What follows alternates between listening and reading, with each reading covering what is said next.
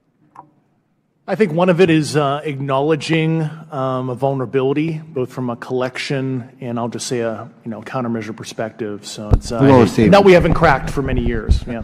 I actually hate George Norrie. I think he's terrible. I think he's one of the worst.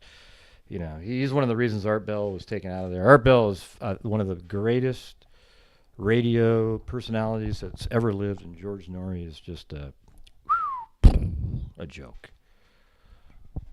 Is there any reason why, when you go back that far, things shouldn't be made public? Unless it shows a specific national security vulnerability as it relates to a weakness in a particular defense system. Okay, Mr. Fravor, the TikTok incident that you were engaged occurred in 2004. What kind of reporting took place after that incident? None. We had a standard debrief where the backseaters went down to our carrier intel center and briefed what had happened, and that was it. No one else talked to us, and I was in the top 20 in the battle group. No one came. The captain was aware, the admiral was aware, nothing was done. Your commanding officers provide any sort of justification? No, because I was the commanding officer of the squadron, so no. Was this incident the only UAP event that you encountered while you were a pilot? Yes, it was. Okay. This is for any one of you. Based off of each of your experiences and observations, do you believe UAPs pose a potential threat to our national security? I'll do it. Yes, and here's why. The technology that we faced was far superior than anything that we had, and you could put that anywhere. If you had one, you captured one, you reverse engineered it, you got it to work, you're talking something that can go into space, go someplace, drop down in a matter of seconds, do whatever it wants, and leave. And there's nothing we can do about it.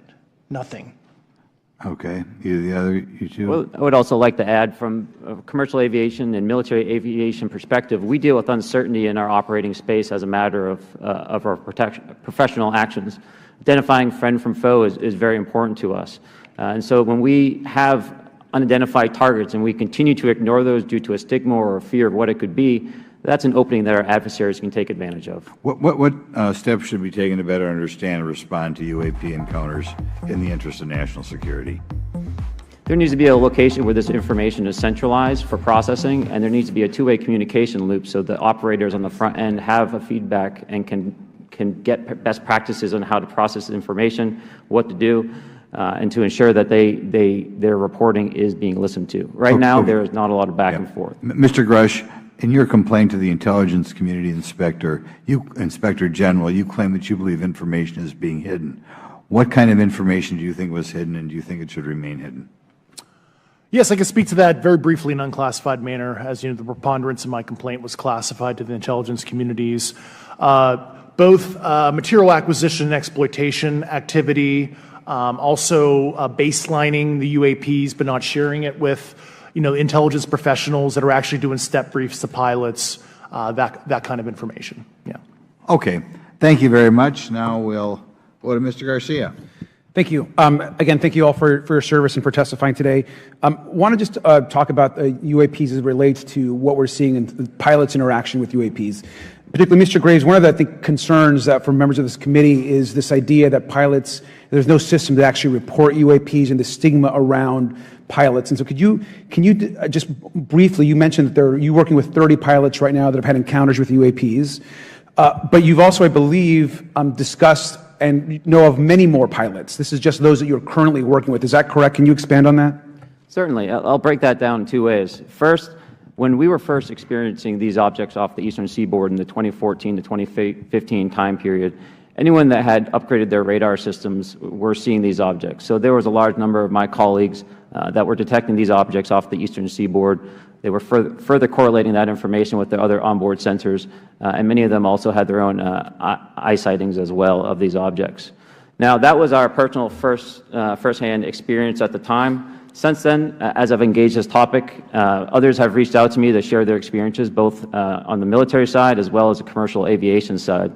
On the military aviation side, veterans that have recently got out have shared their stories and have expressed how the objects we were seeing in 2014, 2015 continued all the way to 2019, 2020, and beyond. And so it became a generational issue for naval aviators on the eastern seaboard. This was something we were briefing to new students. This is something that was included in the notice to airmen to ensure that there was no accidents. And now with commercial aviators, they are reaching out because they're having somewhat similar experiences as our military brothers and sisters, but they do not have any reporting system that they can send this to. And let me just add, both to Mr. Fravor as well as Mr. Graves, not having this system for reporting, would you both agree that it's harmful to not just our national security interests, but to understand this phenomenon of what's happening with UAPs? I think it's a travesty that we don't have a system to correlate this and actually investigate. So if you took the East Coast, there's coastal radars out there that monitor our air defense identification zone, so out to 200 miles. They can track these, so when you see them, they could actually go and pull that data and get maneuvering. And instead of just having the airplanes, there's other data sources out there. And I've talked to other government officials on this. So you need a centrally located repository that these reports go to. So if you just stuck it in DOD, you wouldn't get anything out of the Intelligence Committee because they have a tendency to not to talk. But if you had a central location where these reports would come in, not just military, but also commercial aviation, because there's a lot of that going on, especially if you talk to anyone that flies from here to Hawaii, over the Pacific, they see odd lights. So I think you need to develop something that allows you a central point to collect the data in order to investigate. Mr. Graves? I would concur with everything Mr. Fravor said. I'll continue to say that the commercial pilots that have reached out to me through Americans for Safe Aerospace are doing so because they don't feel there's another way for them to report this safety issue. Hey, Annabelle Stealth, I'll play manually do the UFO for yours. It'll just be a test one, but yeah, it has to be 20 or more. I don't know why it takes a penny away from some people. It's pretty weird. So I think it's this one. There we go. That's for you. That's for you. Okay.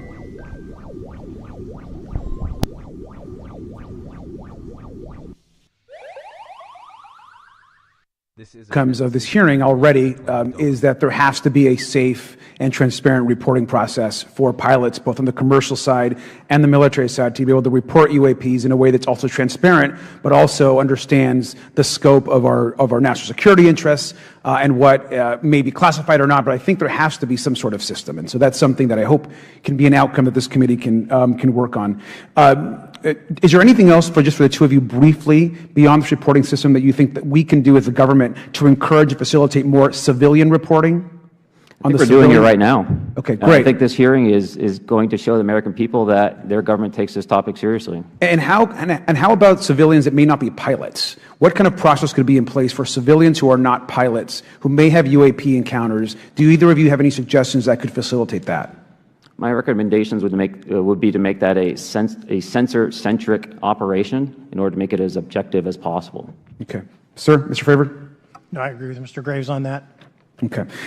Just briefly, I also just want to note, particularly for the two pilots, and I have a question for Mr. Grusch. One of the things that I found fascinating in our discussion, Mr. Graves, last night as well, is that you both described UAPs and formations and the way they are observed in space or in our air, and the way that they move is essentially ways in which current technology or aircraft that we know of are unable to actually function or move.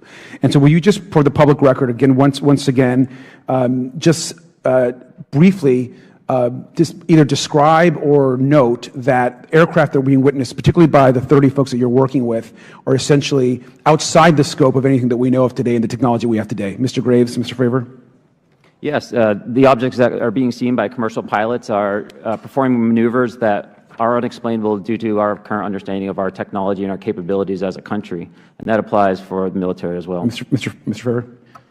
Yeah, I concur with that. We have nothing that can stop in midair and go the other direction, nor do we have anything that can, like in our situation, come down from space, hang out for 3 hours, and go back up. Thank you. My last question, and sometimes I know that you have also said some of these answers in the past, but we're trying to get them on the public record as well, which is really important. Mr. Grusch, finally, do you believe that our government is in possession of UAPs? Absolutely, based on interviewing over 40 witnesses over 4 years. And where?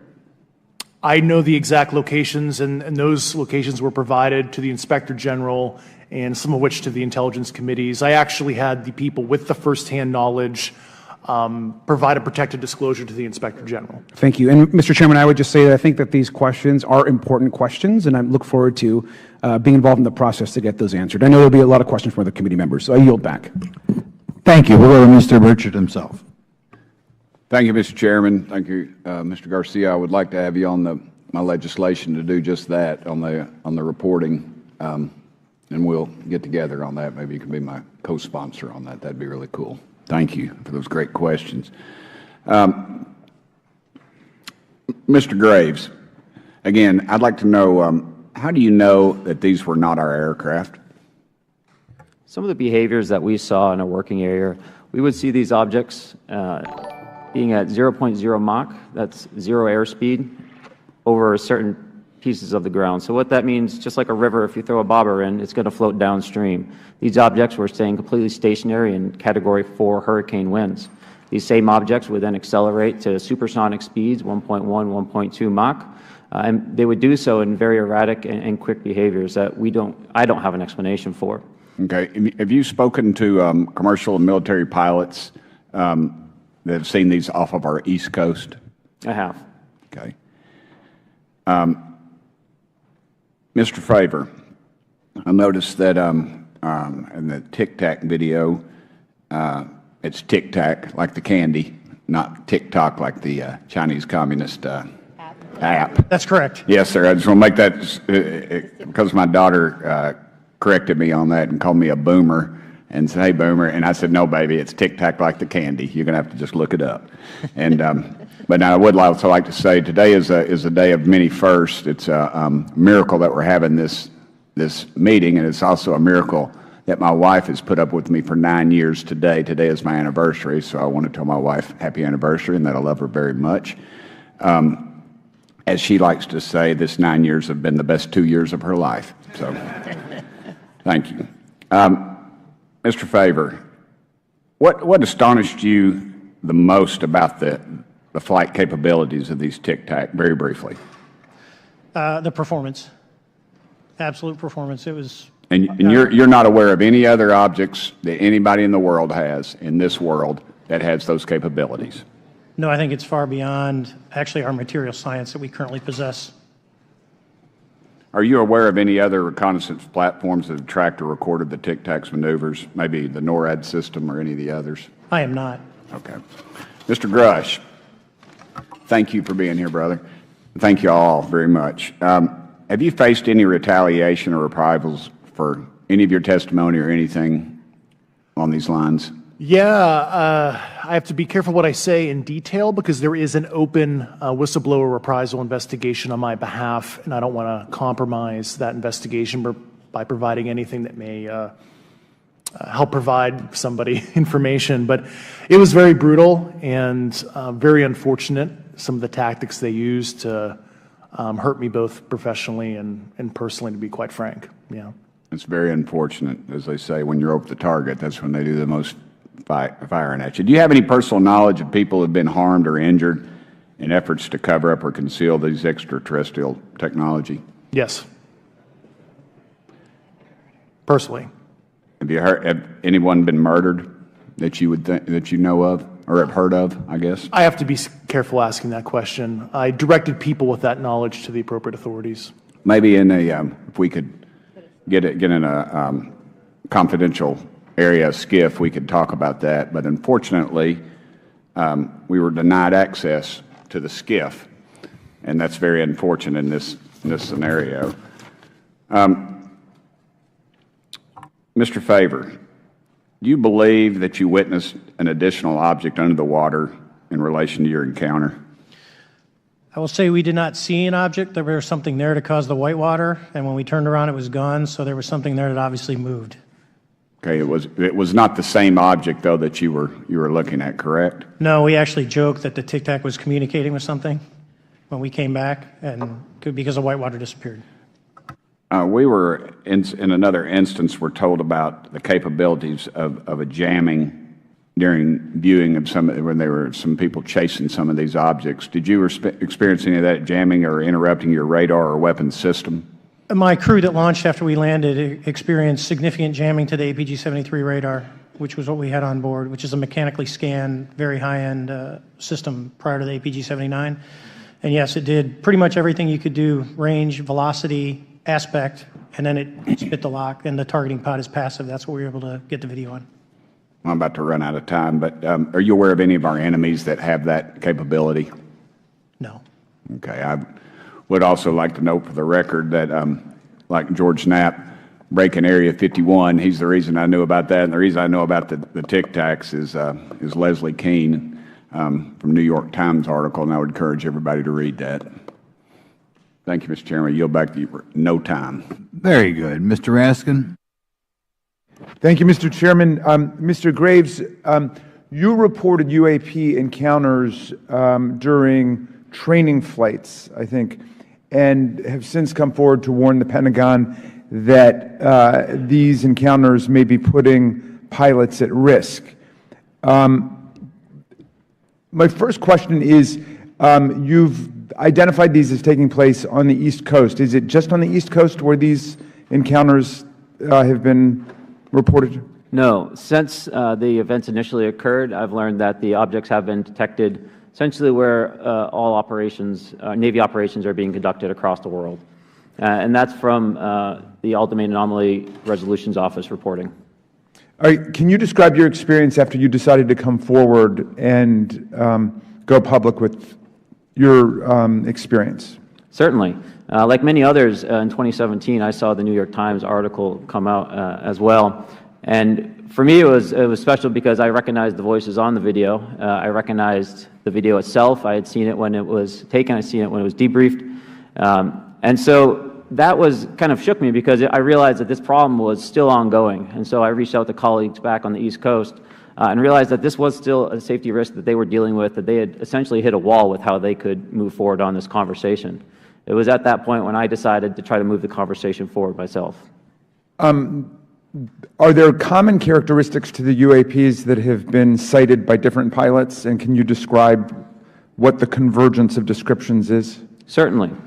We were primarily seeing dark gray or black cubes inside of a clear sphere. I'm sorry, dark gray or black cubes? Yes, inside of a clear sphere, where the apex or tips of the cube were touching the inside of that sphere. And that was primarily what was being reported when we were able to gain a visual tally of these objects. And that occurred over almost 8 years. And as far as I know, it's still occurring. So I take it that you're arguing what we need is real transparency in a reporting system so we can get some clarity on what's going on out there, because there are many pilots in your situation, but we should have a way of developing a systematic inventory of all of such encounters. Is that right? Yes, and I think we need both transparency and the reporting. We have the reporting, but we need to make sure that information can be promulgated to commercial aviation as well as the rest of the populace. Mr. Grusch, what about you? What was your experience after you came forward? Well, it's only been about 2 months or so, so I guess my experience has been overwhelming support from former colleagues of mine that have privately messaged me, and I do appreciate that. But I do have knowledge of active planned reprisal activity against myself and other colleagues, and it's very, very upsetting to me. Coming from where? Certain senior leadership at previous agencies I was associated with. And that's all I'll say publicly, but I can provide more details in a closed environment. Okay. Well, I hope you understand that there would be bipartisan rejection of any attempt to vilify, demonize, or engage in other reprisals against our witnesses and people who are telling the truth from their perspective. Yeah, there were certain colleagues of mine that were brutally administratively attacked, and it actually makes me very upset as a leader to see that happen to other coworkers and actually superiors of mine over the last 3 years. How do you account for that response? That seems like a bizarre response. I call it administrative terrorism. That's their quiver, their tool in the toolbox to silence people, especially the career government service cares about their career, cares about their clearance, their reputation to climb the ladder. And when you threaten that career path, a lot of people back off. But I'm here to represent those people. So, Mr. Fravor, what about you? What has your experience been since you've come forward with your perspective on this. Actually, I've been treated very well. And the 6 people that were involved, myself included, all of them have or will be retiring from the military as 05s or 06s. And all my friends that are very senior, 3 and 4 stars, I've talked to them. They believe, they understand there's a problem. But no, I was actually treated really well. And what is your general interpretation of these phenomena, or what is your current thinking of trying to make sense of them? Well, I'll say, I'm not like a UFO fanatic. It's not me. But I will tell you that what we saw with 4 sets of eyes over a 5-minute period, still, there's nothing, we have nothing close to it. It was amazing to see. I told my buddy I wanted to fly it, but yeah, it's just an incredible technology. All right, Mr. Chairman, thank you very much. I'll yield back to you. Thanks. On to Ms. Luna. Mr. Grusch, in speaking to you yesterday, I just wanted to follow up on Representative Raskin's questions. In the last couple of years, have you had incidences that have caused you to be in fear for your life for addressing these issues? Yes, personally. Okay. Yeah. I just want everyone to note that he's coming forward in fear of his life. To put in perspective, if they were really not scared about this information coming out, why would someone be intimidated like that? To your knowledge, are NHIs working with adversarial foreign governments in either technology exchange programs or back engineering programs? I don't have data on that. I'm not sure. Have you heard or you had people come forward to present that evidence? Not that particular evidence that you just espoused. Okay. On the 19th of April, Dr. Kirkpatrick, head of Aero, had said that he did not find any evidence of UAPs. You also stated that you had, in your interview, that you had briefed him on information that you were uncovering, but that he did not follow up with you. Were the items that you divulged to him pertinent to national security? Yes, him and I had a classified conversation in April 2022 before he took over Aero in July 2022, and I provided him some concerns I had. Do you know why he might not have followed up with you? Unfortunately, I cannot read his mind. I wish he did. I was happy to give sage counsel to him on where to look when he took the helm of Aero. Okay, and then my last question for you before I move to Mr. Graves is you received prior approval from the Defense Department to speak on certain issues, correct? Correct, through DOPSR, DoD Pre-Publication and Security Review, and I just want to remind the public, they're just looking from a security perspective. These are my own personal views and opinions, not the department's. Okay, I'm asking that, though, mainly because I think that there are many people that would like to discredit you, so it does bring a certain amount of credibility to your testimony. I'm required by law to do that as a former intelligence officer, or I go to jail for revealing classified information. Yeah, we don't want you to go to jail. My next question would actually be for Mr. Graves. Can you please explain to me in detail the event that occurred at Vandenberg Air Force Base? Certainly. In the 2003 timeframe, a large group of Boeing contractors were operating near one of the launch facilities at Vandenberg Air Force Base when they observed a very large 100-yard sided red square approach the base from the ocean and hover at low altitude over one of the launch facilities. This object remained for about 45 seconds or so before darting off over the mountains. There was a similar event within 24 hours later in the evening. This was a morning event, I believe 8:45 in the morning. Later in the evening, post-sunset, there were reports of other sightings on base, including some aggressive behaviors. These objects were approaching some of the security guards at rapid speeds before darting off. And this is information that was received through one of the witnesses that have approached me at Americans for Safe Aerospace. Was this documented in any official form, whether it was a police blotter? Yes. See, Ada is set up there. Let's see what it said.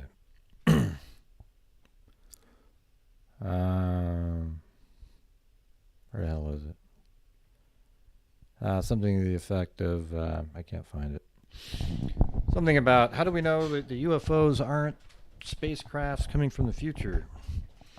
Well, the thing is sometimes there is no future if you're at the edge of the, what's really weird is like this strange conundrum thing, because there is no future if something hasn't happened yet. So let's say you're at the edge of time. You are like right now.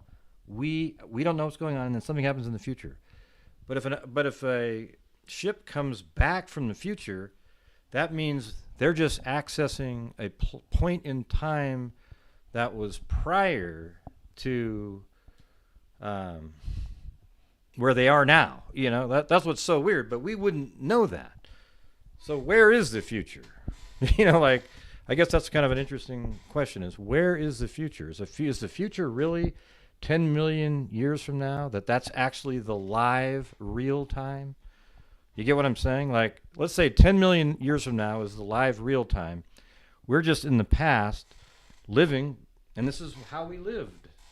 That there's a future that was 10 million years in front of us, and they're coming back and visiting us.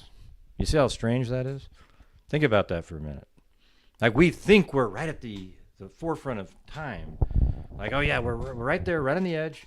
We can maybe go back in time, but we can't go forward because there is no future.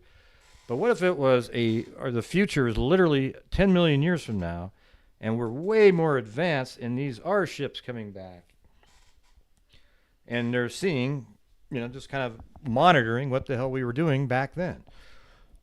But we think we're at the edge of it. I don't even know. Does that make sense to you guys, what I'm saying? It should. It's pretty simple. I mean, because if you can time travel, you can't go into the future if the future hasn't happened yet. Right? So that means if people are traveling back from the future, we aren't at the edge of the wave of time, if that makes any sense. Documentation and records from the event that the witness held over the years. And I'm not going to ask you to do it right now for time reasons, but you'd be able to sketch what was witnessed, correct? And have you seen that before on any other equipment and/or during your flight time? I have not seen what they've described. This object was estimated to be almost the size of a football field, and I have not seen anything personally that large. Okay, and then another question on follow-up referencing the gimbal video, Go Fast. Well, see, what I'm saying is that there is an edge of time. There is one. We just aren't aware of it. So when people say, oh, time is, we think of it linear, right, but it has to exist at some point for you to then travel around non-linearly. Okay, you can't just like, oh, I'm going to the future, and it's not there. Things haven't happened yet. I don't know, it's kind of a weird thing, right? Because if you do have the ability to travel into the future, see, I believe that you can travel into the past. At some point, we'll be able to go into the past. I don't think we'll ever be able to go into the future. Except if you can go into the past, why couldn't you go into the future, I guess? See, that's another thing, too. Let's say you're on a planet that's 1 trillion light years away. Or let's not say that. Let's say 100 million light years away. And they could see Earth through a huge telescope that could literally look right on the planet's surface. You would see dinosaurs walking around. I mean, that's what's so weird about it.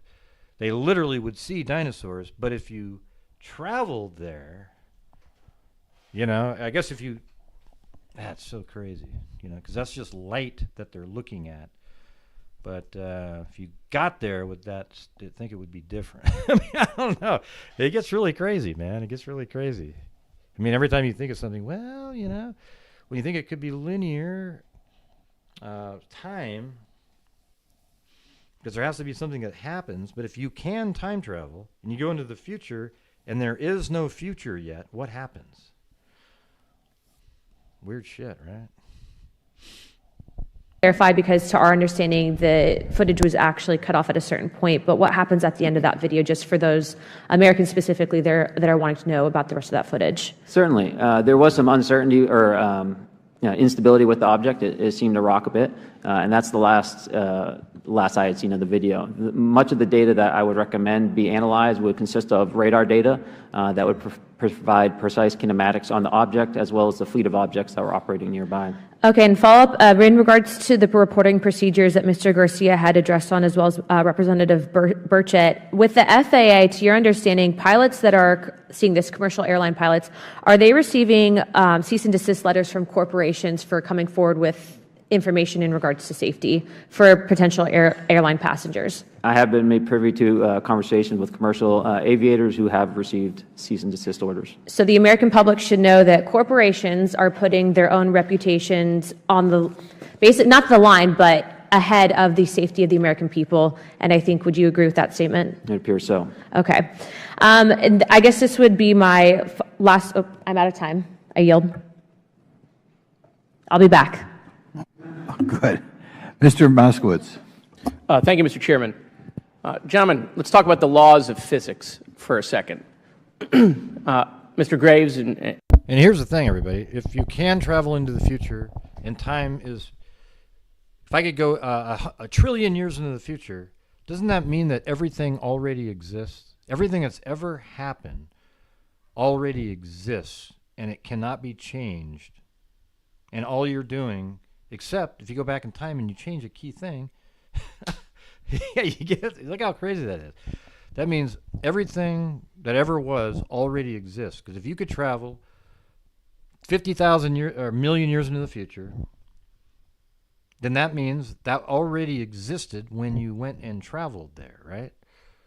Or was it in that blink of an eye as you're traveling, all those things happened? Isn't that wild? about speed. When those objects broke the sound barrier, did they make a sonic boom? I was in a jet. You can't hear anything. It's kind of loud in there. Yeah, you're not able to actually personally tell within the vehicle. I will say the objects that we were seeing, they were spherical, and they were observed up to Mach 2, which is a very non-aerodynamic shape. What about G-forces? Let's talk about G-forces of those vehicles. Could a human survive those G-forces with known technology today? No. No, not for the acceleration rates that we observed. Okay. What about what they look like? How close did you get? Did you see a seam or a rivet or a section? And what I mean is, obviously, the jets you're flying have all those things. Did these objects have those? This is hurting my brain, I got to be honest with you. Yeah, so like you travel in the future. Let's say you go to the, what's the maximum distance into the future? You know, what is it? You know, well, we have it set at 1 trillion years. Okay, I go to 1 trillion years and there's these McDonald's that are amazing, man. I mean, now there is silver arches. It's just the craziest thing you've ever seen. But then you go, well, you wait a year, and then you go 1,000,001 year into the future. Doesn't that mean that that was where the cutoff was? No, Gray, we just developed a machine that could go 1,050,000. Oh, shit, so there was something more. I didn't get to the edge of now. I guess that's the term, the edge of now. You know, what is, that's a cool phrase. I like that one. The edge of now. Man, I should like come up with these things. No, I'm not. I actually think about these kind of things all the time. You know, that's how my mind works. That's why I can think through the true crime cases that we do differently than other people. Yeah. All right, here we go. I didn't have the detail to be able to tell that. So we got within a half mile at Tic Tac, which people say that's pretty far, but in airplanes, that's actually relatively close. No, it was perfectly white, smooth, no windows, although when we did take the original FLIR video that is out there, when you put it on a big screen, it actually had two little objects that came out of the bottom of it. But other than that, no windows, no seams, no nothing. Mr. Grusch, as a result of your previous government work, have you met with people with direct knowledge or have direct knowledge yourself of non-human origin craft? Yes, I personally interviewed those individuals. Mr. Grusch, as a result of your previous government work, have you met with people with direct knowledge or have direct knowledge yourself about ATs, advanced technologies that the U.S. government has? Based on conventional advanced tech, I was briefed to the preponderance of the Defense Department's both space and aerospace compartmented programs, yeah. Do you have knowledge or do you have reason to believe that there are programs in the advanced tech space that are unsanctioned? Yes, I do. Okay. Yeah. And when you say that they're above congressional oversight, what do you mean? Complicated question. So there's, some, I would call it abuse here. So congressional oversight of conventional special access programs, so I'll use Title 10, so DOD as an example, right? So 10 U.S. Code Section 119 discusses congressional oversight of SAPs, discusses the DepSecDef's ability to waive congressional reporting. However, the Gang of Eight is at least supposed to be notified if a waived or wave-bigoted unacknowledged SAP is created, and that's public law. Well, so that how does, I mean, I don't want to cut you off, but how does a program like that get funded? I will give you generalities. I can get very specific in a closed session, but misappropriation of funds and does that mean self-fund. Does that mean that there is money in the budget that is said to go to a program, but it doesn't, and it goes to something else? Yes, I have specific. Yes, so here's the thing. Ms. Smith here said something that, yeah, it's a linear idea, though. So what it is here I am. She says, you can use your live stream as an analogy. So she was understanding exactly what I was saying. If someone just joined, they can rewind to an hour ago, but can't fast forward to 3 hours from now because I haven't done that yet. Okay, you see that? So that totally makes sense. But think about it like this. Let's say you're in the middle of the stream, okay?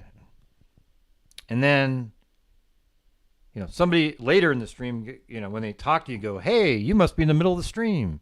You didn't know that you were in the middle of the stream until somebody came back to tell you you were in the middle of it. And yet there's still the end of the stream, right? So I guess that's what's strange about it is how do you go into the future to be outside of the 3-hour stream? You get it? That's pretty crazy. Crazy shit, man. And by the way, these are things I've thought about. Like some of the stuff not. Like this is sort of, but my whole life I used to watch Art Bell or listen to Art Bell every single night. I couldn't go to sleep even. It would be like go to bed at 10 and then 1 o'clock you're still going, oh my God, that's crazy. Definitely makes your mind think about things, right? I became more of a skeptic over the years, but I do believe that there is advanced life out there that's way past our technology. See, what people sort of don't think about is this. The dinosaurs were on the earth for like 100 million years, let's say. And the only reason they're still not here is because an asteroid came and destroyed them. They put clouds in the sky and they need sun and they all died except for some of them. And then over the next, I don't know, millions and millions and millions and millions of years, other life forms evolved and then humans showed up, right? So just think about it like this. What if the asteroid that destroyed the dinosaurs, came 100 million years, or like 50 million years prior to when it hit? We would be 50 million years ahead of where we are right now. And you don't think it by then, if we haven't destroyed ourselves, that we would have some sort of technology that's just ridiculously far exceeds this one that we have here? Come on. It was pure think chance. U.S. corporations are overcharging for certain tech they're selling to the U.S. government, and that additional money is going to programs? Correct, through something called IRAD. Okay. Satellite imagery. Let's talk about satellite imagery. We have satellites all over the place, some that we're aware of and many that we're not aware of, right? We're taking pictures of everything at every point and second. Mr. Grusch, are you aware, do you have direct knowledge, or have you talked to people with direct knowledge that there are satellite imagery of these events? That was one of my primary tasks at NGA, since we process, exploit, and disseminate that kind of information.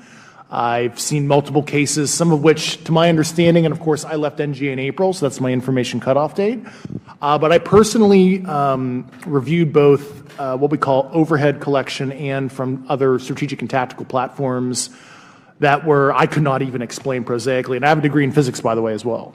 And I am aware that you guys have not seen these reports, unfortunately. And I don't know why. Do you have direct knowledge, or you had spoken to people with direct knowledge that this imagery applies to crash sites, crash imagery? I can't discuss that in an open session. Okay. Do you have any information that the U.S. government is involved in a disinformation campaign to deny the existence of certain UAPs? I can't go beyond what I've already stated publicly in my News Nation interview because it touches other sensitivities. Okay. I'll yield the balance of my time back. Thank you, Mr. Chairman.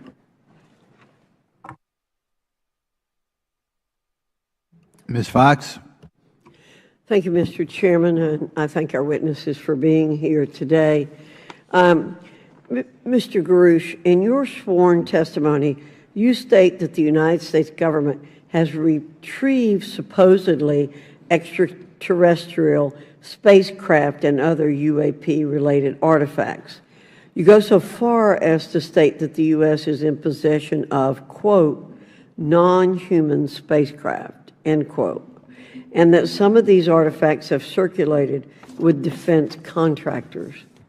Several other former military and intelligence officials have come forward with similar allegations, albeit in non-public settings. However, Dr. Sean Kirkpatrick, the director of AARO, previously testified. Okay, hold on a second. So, Paulette, I don't think you understood what I was saying. See, when you travel into the future, you can't meet yourself because your previous self took off at some, let's say it's 1987, right? And now we're going back to the future. Okay, let's say it's 2010, right? And you take off into the future. Well, you don't exist on the planet anymore. You just sort of vanished, and people are like, where the hell did Gray go? Where the hell did Gray go? And let's say in 2397, you show up again, and they go, oh, you come back. Well, you were not there the entire time until that year, right? Now, if you go back in time, I could go back to 10 years ago, and I'm sitting right there with a little less gray hair, but I can see myself walk up and say hello. You know what I'm saying? So that's what's different about it. And I don't know if that's why sometimes I don't think you can physically go back in time, because how does that work in terms of mass?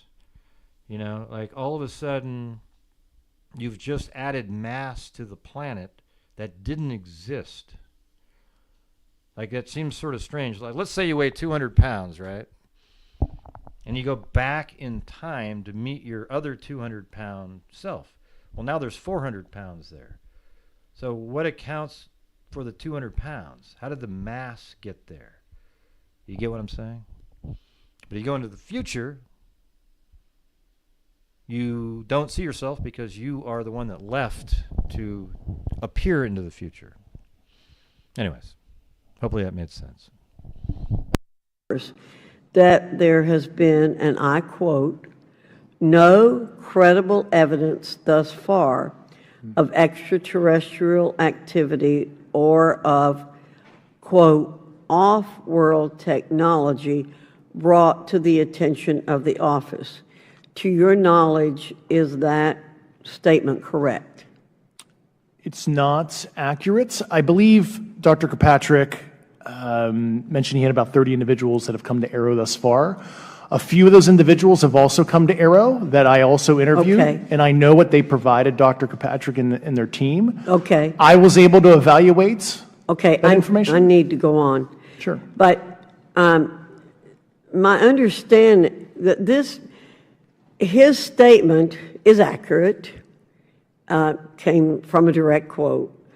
And this contradiction is a perfect example of why we need to inject transparency into our government. And for another example, look no further than the pitiful response to the Chinese spy balloon debacle earlier this year. You may remember the mass confusion that ensued when the balloon was first spotted over Montana, 4 days after it first entered U.S. airspace over Alaska. The Biden administration's initial inability to address the object grew into a continuous series of embarrassments. After news of the balloon reached the mainstream media, we were assured that the balloon posed no threat to our security. However, after the balloon was allowed to transit the entire continental United States, fighter jets were scrambled off the coast of South Carolina to shoot it down. This flip-flopping and obfuscation caused needless confusion, fear, and panic across the country. It's my hope, Mr. Chairman, that this sort of confusion will not be repeated. We should investigate the extent to which elements of our government possess or do not possess information that is of critical value to the American people. We owe it to the citizens of this nation to make sure that our government is transparent and accountable. We must make sure that our government provides answers, and Congress must do its duty to solicit those answers. With that, Mr. Chairman, I yield back. Yeah, Mr. Frost. Thank you, Mr. Chairman. In 2022, NASA announced that it was commissioning an independent study team to examine UAPs. Okay, so let's see. What were we just talking about there?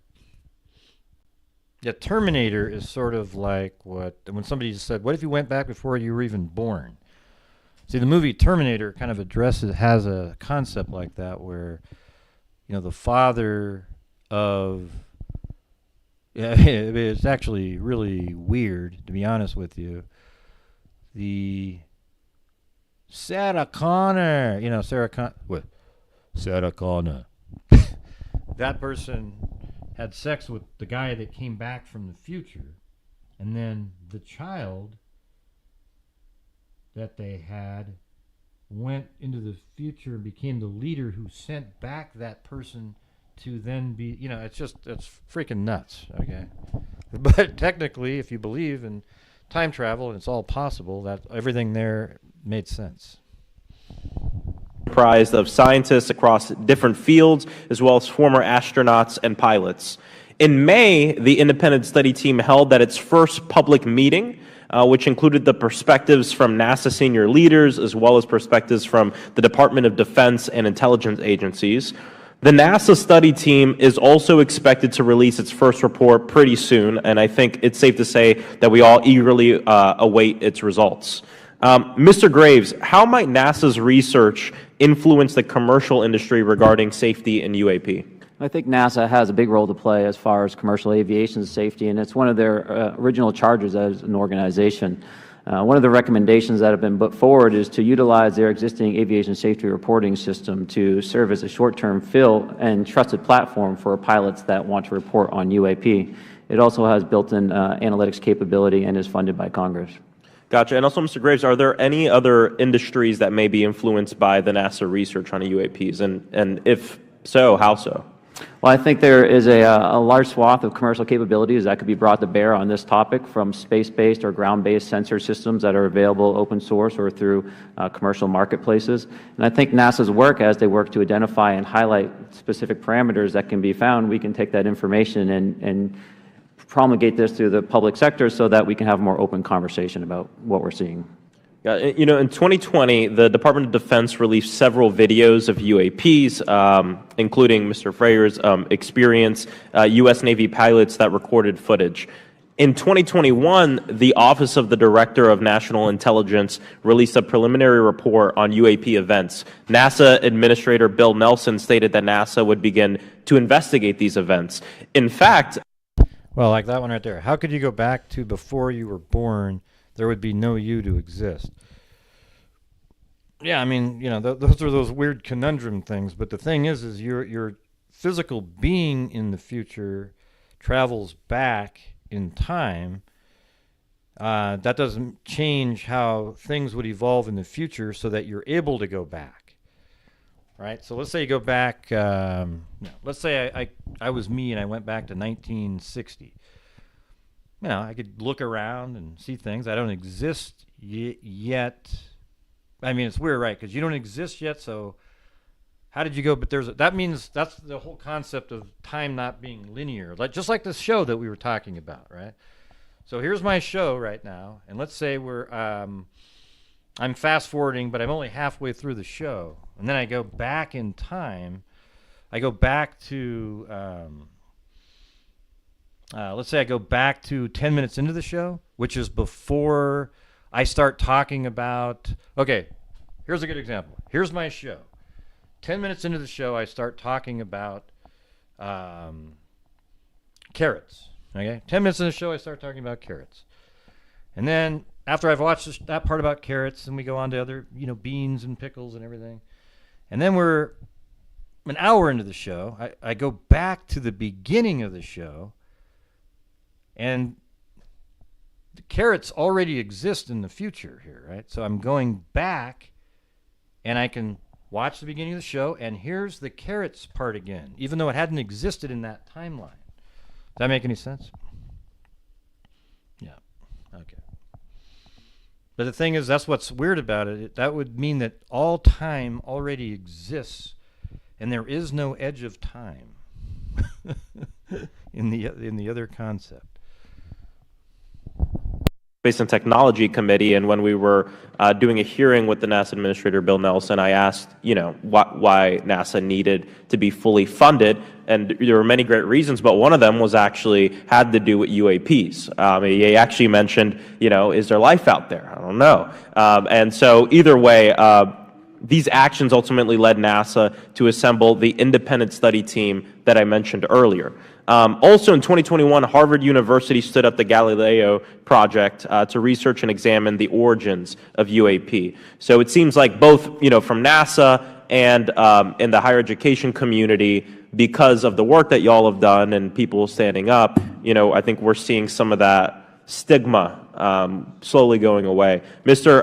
Fravor, do you believe that military pilots feeling empowered to share their UAP experiences has directly impacted the scientific community's research goals on this topic? I would say yes. I would say that, starting in 2017, when it actually came out, it took that stigma away. I've talked to multiple senators who said prior to that, if you'd have mentioned UAP, you'd have been laughed off the hill. And now we're sitting here today for a public testimony on what's actually going on. I'm hoping that this curve will be more of an exponential, and we'll get more and more transparent to the level that we can. Yeah, and it's important. I couldn't imagine, I'm not a pilot, but I used to fly gliders in Civil Air Patrol. Huh? Yeah, Pilot? And so either way, I couldn't imagine, being in the glider and seeing something, and then not feeling like I had the agency to talk about it. Mr. Graves, can you discuss the importance of seeking scientists to sit on your advisory board? Absolutely. I think ultimately this is going to be a scientific problem. And not only that, it's also an engineering problem. I've been working with the American Institute of Aeronautics and Astronautics to help them stand up a UAP integration committee to help integrate their engineering prowess into this problem. And so, yes, very much, I think this is an engineering and scientific problem as much as a national security problem. And how might Congress help to facilitate partnerships between the scientific community and the UAP focus groups within government? Well, I think one of the things they can do is to have these types of hearings to communicate to the public that this is a topic of interest. I think that there is a pseudo-market, if you will, of interested capabilities and talent that want to approach this topic, and we're seeing that start to grow now. So I think continued conversation, reduction of stigma is going to allow that to flourish and allow answers to help generate themselves. 100%. Well, thank you all for being here, and thank you for your work. I think it's important that we keep our top scientific minds focused on this issue and look for ways to increase collaboration. Thank you so much. I yield back. Mr. Comer. Thank you, Mr. Chairman. Let me say I want to thank. Look at people are going, hey, did the guy go into space get older or younger? I think he's younger now than the earthbound human, his brother, the identical twin. But why does it matter if it's an identical twin or not? Like, who gives a shit? It just means you're a little younger than you would have been had you stayed there. And when you say a little younger, it means like a billionth of a second. Okay? Not some, oh my God, shit, man, look at my brother's got graying hair and I'm just fine. You have to be able to go at the speed of light for a long time to make a difference. And that's 186,000 miles a second. For having this hearing, and I want to thank Mr. Burchett and Ms. Luna for leading this hearing. And with that, I yield my 5 minutes to Mr. Burchett. Thank you, Mr. Chairman. I'm going to direct this, I believe, to Mr. Grusch, but if any of you all feel like you need to jump in, just jump right in. We're good. Has the U.S. government become aware of actual evidence of extraterrestrial, otherwise unexplained forms of intelligence? And if so, when do you think this first occurred? I like to use the term non-human. I don't like to denote origin. Keeps the aperture open, both scientifically. Right. Certainly, like I've discussed publicly previously, 1930s. Okay.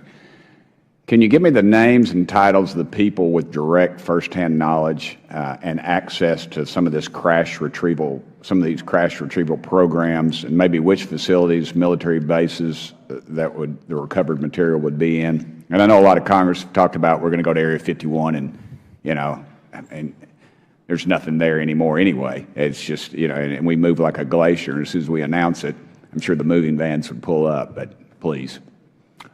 I can't discuss that publicly, but I did provide that information both to the Intel committees and the Inspector General. And we could get that in the SCIF if we were allowed to get in a SCIF with you. Would that be probably what you would think? Sure, if you had the appropriate accesses, yeah. What special access programs cover this information, and how is it possible that they have evaded oversight for so long? I do know the names. Once again, I can't discuss that publicly and how they've evaded oversight. In a closed setting, I can tell you the specific tradecraft used. All right. When do you think those programs began, and who authorized them? I do know a lot of that information, but that's something I can't discuss publicly because of sensitivities. All right. If any of y'all want to jump in on any of this, you're more than welcome to. What level of security clearance is required to fully access these programs?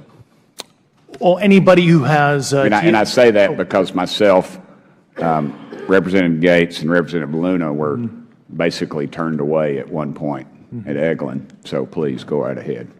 Certainly difference between member access and, say, somebody like me, but anybody who has a TSSCI clearance and meets the eligibility criteria, the access adjudicative authority should be able to grant you access. Mr. Burchett, if you'll yield, so just to put a fine point on that, there's nothing that you're aware of that's above special access program classification. It's a misnomer that there's anything actually above top secret. Executive Order 13526 delineates the classification levels. Right, but I draw a point on that because we can have access to those programs, and so the notion that we're not being given that access sort of defies our typical muscle memory here in Congress. Thank you, Mr. Burchett. I'll yield back to you. Thank you, Mr. Gates. Along those lines, Title 10, you may not know this or not, but Title 10 and Title 50 authorization, they seem to say they're inefficient. So who gets to decide this, in your opinion, in the past? It's a group of career senior executive officials. Okay. Are they government officials? Both in and out. Do what? Both in and out of government.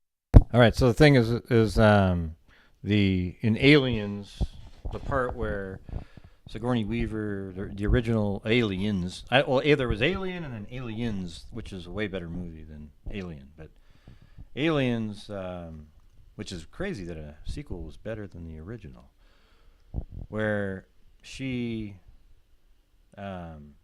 go, wow, such an unusually long hyper sleep, or whatever the hell it was called. That wasn't because of time travel, though. It was mainly because she was just in stasis in that machine that just kept her at the same age as that she was. She was basically frozen, if you will, right? And then they found her. That wasn't a time travel issue there. She was just drifting in space for 57 years, and they just happened to come across her, and the machine that she was in made her not age, not the time travel itself. I got you. All right, well, that leads to my next question. Which private corporations are directly involved in this program? How much taxpayer money has been invested in these programs, to your knowledge? I mean, we know we audit the Pentagon every year, and I've been here 5 years, and they failed the dadgum thing every year. They lose over $1 billion a year, we think, and I was told the Department of Defense maybe 60% of their assets are unaccounted for, whatever the heck that means. In the public sector, you go to jail for that kind of crap. So tell me. Yeah, I know when I'm a dollar off of my DTS travel voucher, I get hammered, but it seems like it doesn't work the other way. If you sell over $600 worth of stuff on eBay now, you get a call from the IRS. So please, what corporations? Yeah, I don't know the specific metrics towards the end of your question. The specific corporations I did provide to the committees in specific divisions, and I spent 11 and a half hours with both Intel committees. So. Okay. Has there been an active U.S. government disinformation campaign to deny the existence of unidentified aerial phenomena? And if so, why? I can't go beyond what I've already espoused publicly about that.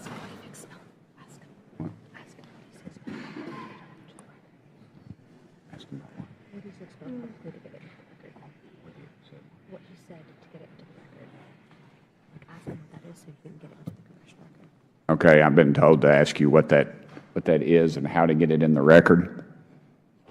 What have you stated publicly in your interviews for the congressional record? If you reference my News Nation interview and I talk about a multi-decade, campaign to disenfranchise public interest, basically. Yeah. Thank I you. apologize, Mr. Chairman. I yield back negative 21 seconds. Thank you. Ms. Ocasio-Cortez. Thank you, Mr. Chairman, and thank you to our witnesses for coming here today. I do concur with the ranking member as well as several other members here on this committee that this is a committee for whistleblowers and for the protection of whistleblowers as well. So we understand what you're putting on the table here and what you're putting on the line here, and we thank you for that. Mr. Grusch, you sat on the Unidentified Anomalous Phenomenon Task Force created in the 2020 NDAA, correct? Yes. There have been some things that have been mentioned here during this hearing that I wanted to pick up on. Mr. Graves, you mentioned specifically during the answers to one of your questions, you named Boeing contractors being engaged in an incident regarding this red cube about a football field wide. I was wondering if you could speak a little bit about the interaction, or Mr. Grusch, either of you, the interactions between defense contractor companies and any UAP-related programs or activities. So I'll just say that the information about the contractor themselves were provided by a witness, and I have no particular detail in that relationship. Mr. Grusch. The kind of general unclassed wave tops, certainly the contractors, are the metal benders, so to speak. They're the ones actually doing specific performance on government contracts. Are they required to issue any disclosure regarding UAP sightings, or do they engage in any reporting around this? In terms of the contractors? Yes. Not that I'm aware of. They do not. Okay. Now, when it comes to notification that you had mentioned about IRAD programs, we have seen defense contractors abuse their contracts before through this committee. I have seen it personally, and I have also seen the notification requirements to Congress abused. I am wondering, one of the loopholes that we see in the law is that there is, at least from my vantage point, is that depending on what we're seeing, is that there are no actual definitions or requirements for notification. What methods of notification did you observe? Like when they say they notified Congress, how did they do that? Do you have insight into that? For certain IRAD activities, I can only think of ones conventional in nature. Sometimes they flow through certain, I'll just say, SAP programs that have cognizant authority over the Air Force or something, and those are congressionally reported compartments, but IRAD is literally internal to the contractor, so as long as it's money, either profits, private investment, et cetera, they can do whatever they want. To put a finer point on it, when there is a requirement for any agency or company to notify Congress, do they contact the chairman of a committee? Do they get them on the phone specifically? Is this through an email to hypothetically a dead email box? A lot of it comes through what they call the PPR, Periodic Program Review process, if it's a SAP or Controlled Access Program Equity, and then those go to the specific committees, whether it be the SAS, CASC, HISI. Thank you. I apologize. My time is limited. Mr. Graves, one of your main concerns is that the FAA currently does not have an official process to receive reports of UAP from pilots or others, correct? Correct. And in your experience, what data should the Aero program prioritize for potential collection? We have, location, date, time, but are there other specific characteristics that should be included in these reports? Certainly. I think that there's two categories that would be important. One would be kinematics and understanding the specifics of how the vehicle or objects are moving. And the second would be a more zoomed out approach of being able to look at origin and destination before the incident, as well as getting a better contextual understanding of how these objects are interacting with each other. Thank you. Now, because I only have a minute left, I apologize, we only have 5 minutes today, but for the record, if you were me, where would you look? Titles, programs, departments, regions, if you could just name anything. And I put that as an open question to the three of you. I'd be happy to give you that in a closed environment. I can tell you specifically. Thank you. Commander Fravor? And I would say, and I've told people that you have to know where to look. They're not going to divulge it to you because of the classification levels. But if you know where to look and who to talk to, which is exactly what Mr. Grusch can point you, then you have them. Okay. Mr. Graves? I was an operator, so I was depending on folks like Mr. Grusch to do that homework. Okay. Thank you very much. I yield back to the chair. Mr. Beggs? Thanks, Mr. Chairman. I thank the witnesses for being here today. I'm over here. Thank you so much for being here. I want to get into specifics here, and the reason I'm going to go this way is because you've talked a bit about what I would call misdirection by official U.S. government with regard to UAPs, right? And so I'm going to get to that in a second. But last week, White House NSC spokesman John Kirby stated that UAPs are having an impact on our training ranges and need to be treated as a legitimate issue. Do you concur with his statements? That's for each of you. Yes. Yes. Yes. Okay. Now, having said that, I'm going to take you to specific instances around the Phoenix Valley, because that's where I live. In '97, we had the famous Phoenix Light case. I don't know if any of you are familiar with that.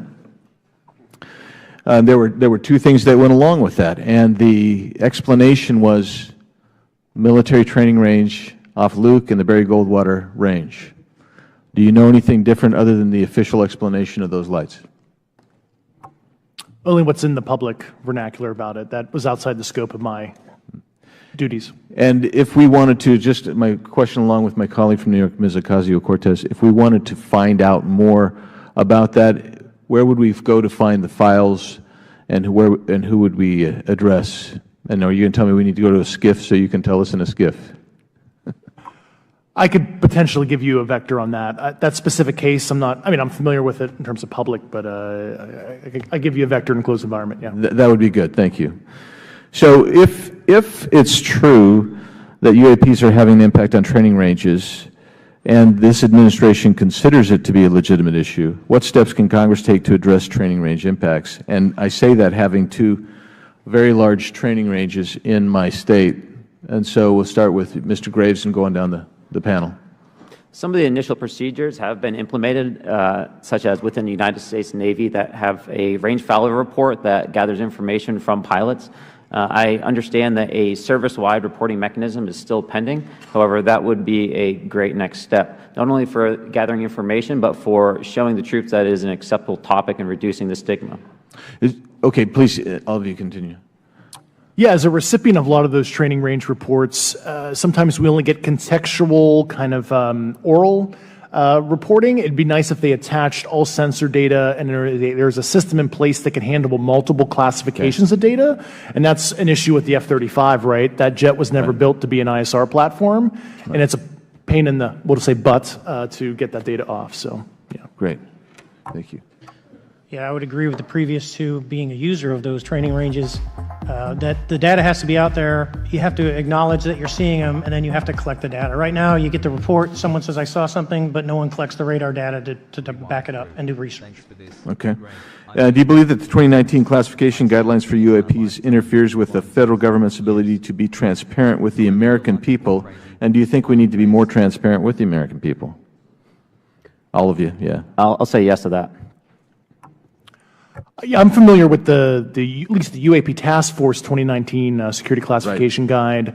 I think it's fair. I did actually help author that with the. You got a bias that way then. But I will say, I'll call it a lazy attitude about declassifying videos. I mean, I've seen some of the videos of the recent shoot down, and I saw no reason that couldn't have been released as long as they mask some data. The American people deserve to see that imagery and full motion video. I would think, well, in my opinion, I will say things are overclassified. I know for a fact the video or the pictures that came out in the 2020 report that had the stuff off the East Coast, they were taken with an iPhone off the East Coast. A buddy of mine was one of the senior people there, and he said they were originally classified at TSSCI. And my question to him was, what's TSSCI about these? They're an iPhone Right. literally off the vacapes. That's not TSSCI. So they're overclassified, and as soon as they do that, they go in a vault, and then you all have to look for them. Yeah, so with the overclassification, that may be one way. Are there other ways that the DOD or intelligence agencies are keeping this information from the American people or even from Congress? I think part of that has been not encouraging reporting. If the problem is not something that can be measured, it's not something that's going to be fixed. Okay, very good. Well, I'm out of time, and I thank you, Mr. Chairman, and I yield back. First of all, without objection, Representative Nick Langworthy of New York has waived down the subcommittee for purpose of questioning witnesses at today's subcommittee hearing. And then we go to Mr. Burleson. Thank you, Mr. Chairman. Appreciate you guys coming out today, testifying. Look, I've been here for 6 months, and I'm pretty skeptical. I don't trust anything in this town, and so I think that's because I'm from Missouri. You've got to show me, right? With that being said, there's been a lot of things that have been said in the public, Mr. Grusch, and so I want to get down to, if we can, some specifics, right? So. At one point, you had said that there has been harmful activity or aggressive activity. Has any of the activity been aggressive, been hostile in your reports? I know of multiple colleagues of mine that got physically injured, and the activity. And I got by UAPs or by people within the federal government? Both. Okay, so there has been activity by alien or non-human technology and or beings that has caused harm to humans. I can't get into the specifics in an open environment, but at least the activity that I personally witnessed, and I have to be very careful here because they tell you never to acknowledge tradecraft, right? So what I personally witnessed, myself and my wife, was very disturbing. Okay. One of my constituents actually sent this next question, and I figured I'd ask it since I had the same thought. You've said that the U.S. has intact spacecraft. You said that the government has alien bodies or alien species. Have you seen the spacecraft? I have to be careful to describe what I've seen firsthand and not in this environment, but I could answer that question behind closed doors. Yeah. And have you seen any of the bodies? That's something I've not witnessed myself. Okay, and so with that being said, and the other statement that has been made that was intriguing to me it's intriguing because my view has been that we are billions of light years away from any other system. And the concept that an alien species that's technologically advanced enough to travel billions of light years gets here and somehow is incompetent enough to not survive Earth or crashes is something that I find a little bit far-fetched. And with that being said, you have mentioned that there's interdimensional potential. Could you expound on that?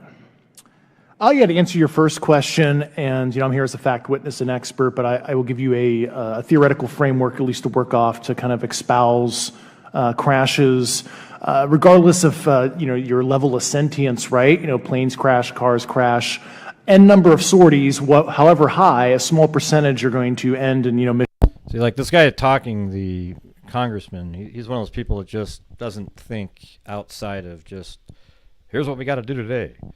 You can just tell by listening to him. So the thing is I mean, that is true. There's billions of light years sometimes, millions at least. And that means you have to travel 186,000 miles a second for 1,000,000 years to go to a place where there's a star system that is 1,000,000 years, 1,000,000 light years away. So when they say, hey, wow, that star is 1,000,000 light years away, and by the way, the universe is expanding, so everything keeps getting further and further away from each other.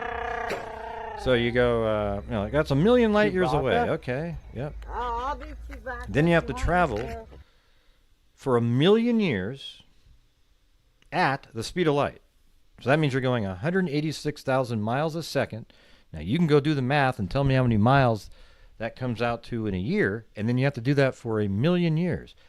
Unless you've figured out a way to bend time and sort of go through, because if you don't think of time and travel as linear, like somebody said earlier, then there's ways that you can, you can bend through it and appear somewhere else differently. I mean, I don't have the mathematical or any like experience to be able to explain it to you sort of in a lay person, nor do I even really understand that. I've seen the pictures and I've seen people talking about it, and it's like, it's really complicated. You know, it's like theoretical physics, you know. It's crazy shit, but yeah, like the wormholes, all that kind of stuff we always hear about. So who knows, you know? Can they just show up somewhere, like bing, bing, bing? They go right there. They're there, and then they travel around using more standard propulsion that they have when they get to the place. You know, who the hell knows? And wouldn't you love to be an alien, though? So you go back and look at dinosaurs and then see, wow, look what evolved later. That's crazy. And then in terms of psychos, multidimensionality, that kind of thing, the framework that I'm familiar with, for example, is something called the holographic principle.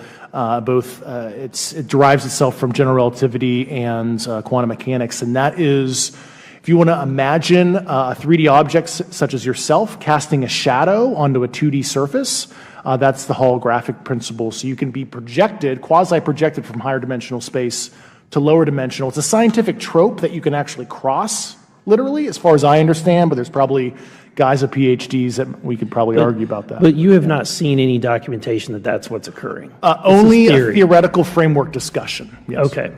Okay. Occam's razor is that these aircraft, have they been identified that they are being produced by domestic, military and contractors? Is there any evidence that that's what's being recovered? Not to my knowledge. Plus, the recoveries predate a lot of our advanced programs that I previously am witting of. So, would it be safe to say that there could be a scenario today where you have an aircraft that crashes, and because it's been involved in one program from one federal agency, and but the agency that retrieves it is not aware of that program, and to them it appears alien in origin? I mean, that's a hypothetical situation. I'm not aware of any historical situation that would match that you described. So you're not aware it has. You know, when I was at the Art Institute back in like the early 2000s for animation and media arts, I was in a story, like a creative writing storyboarding class. I think it was a storyboarding class. We had to come up with a little story, and then we had to write a treatment and all that shit. So I remember I came up with a story. It's called I already had a name for it and everything. The Planet Keepers. Okay, so what happens is the Earth is being ravaged by pollution.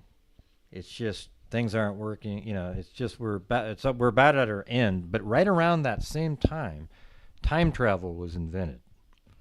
So what they did was they gathered up all the scientists and other individuals, and there's a certain crew of people, like 30 people, and they built these pods that you could do.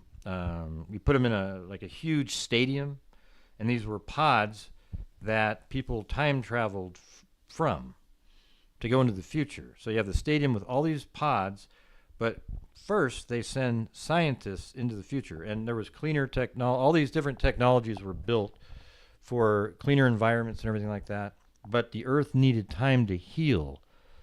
Okay, and the only way to do that, they calculated that it would take 70 years without humans on the planet for the Earth to settle into sort of an equilibrium.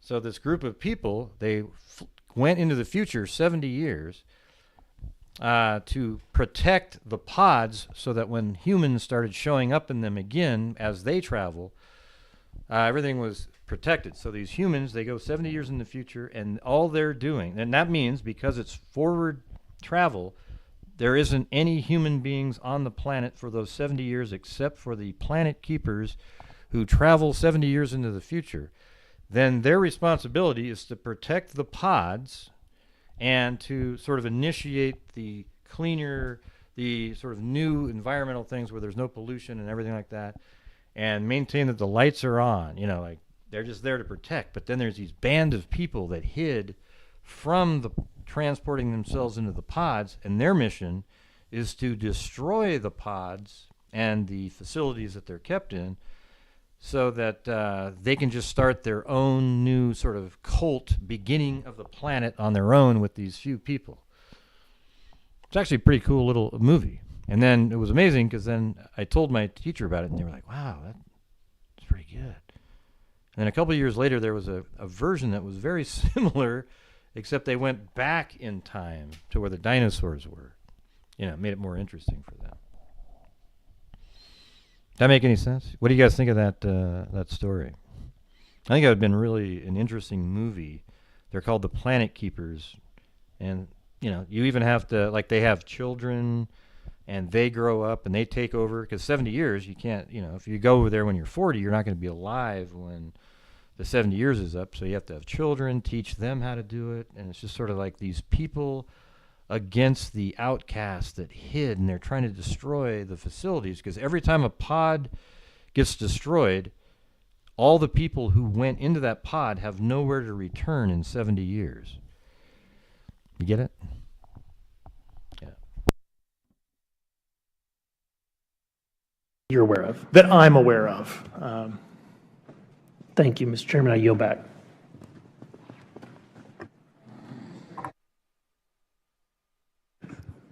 Several months ago, my office received a protected disclosure from Eglin Air Force Base indicating that there was a UAP incident that required my attention.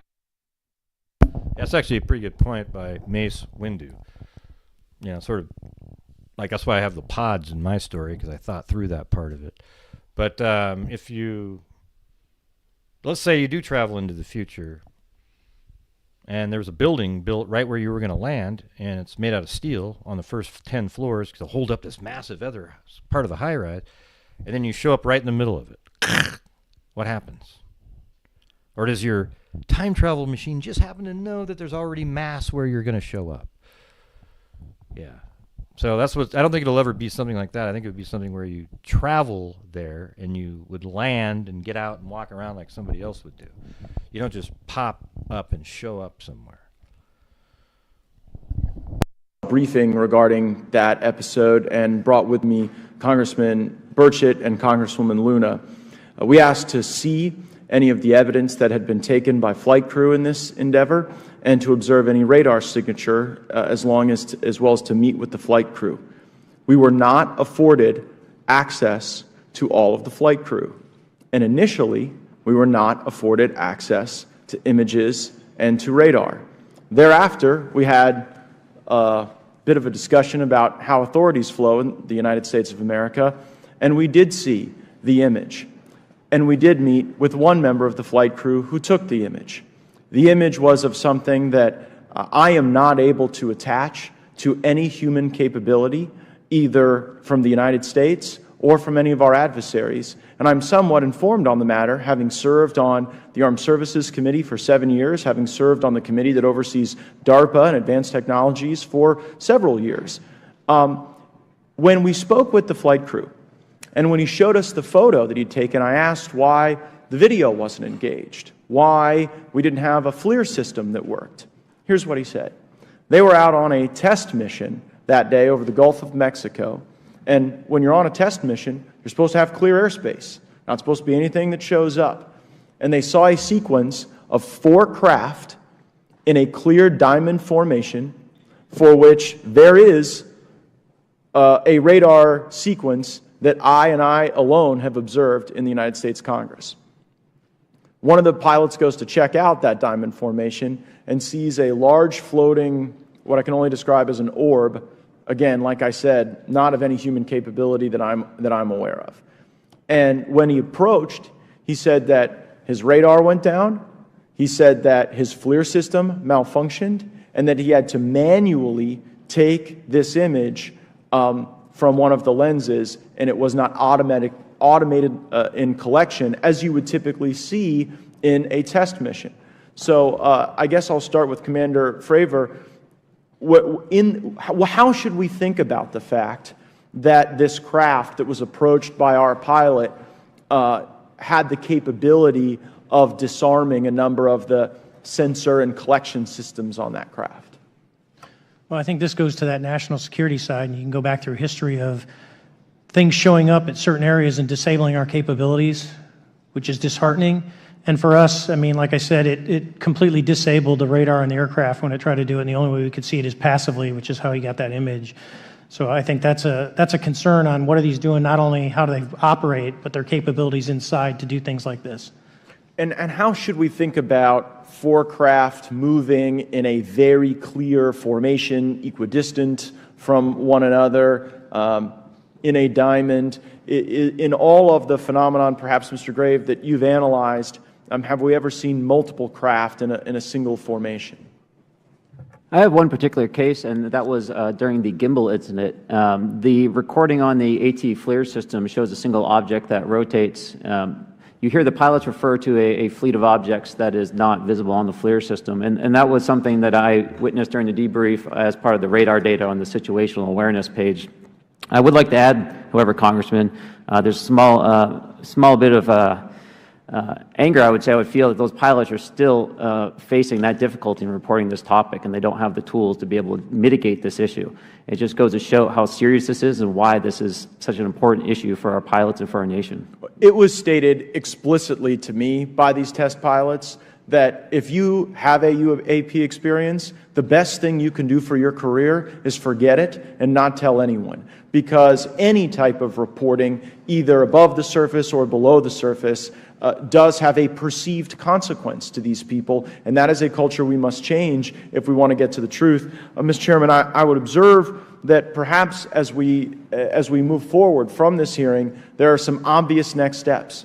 Every person watching this knows that we need to meet with Mr. Grusch in a secure, compartmentalized facility so that we can get fulsome answers that do not put him in jeopardy and that give us the information we need. Second, I would suggest that the radar images that were collected of this formation of craft out of Eglin Air Force Base, and specifically the actual image taken by the actual flight crew that we can actually validate, be provided to the committee, subpoenaed if necessary, so that we're able to track how to get this type of reporting and analysis done in a more fulsome way. That would be my recommendation, humbly, as a guest here of the fine Oversight Committee. I yield back. Ms. Mays. Thank you, Mr. Chairman, and good morning to our witnesses who are testifying today. I want to thank each of you for being here to discuss a topic of grave importance to our national security.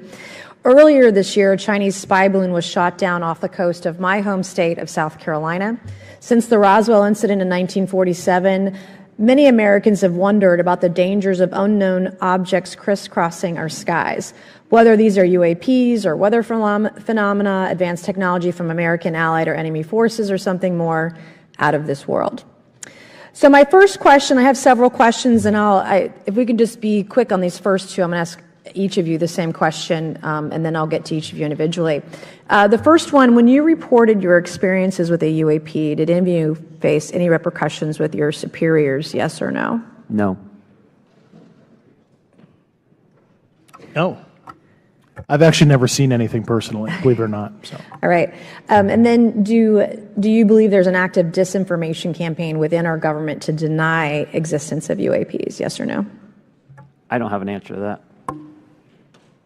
As previously stated publicly, yes.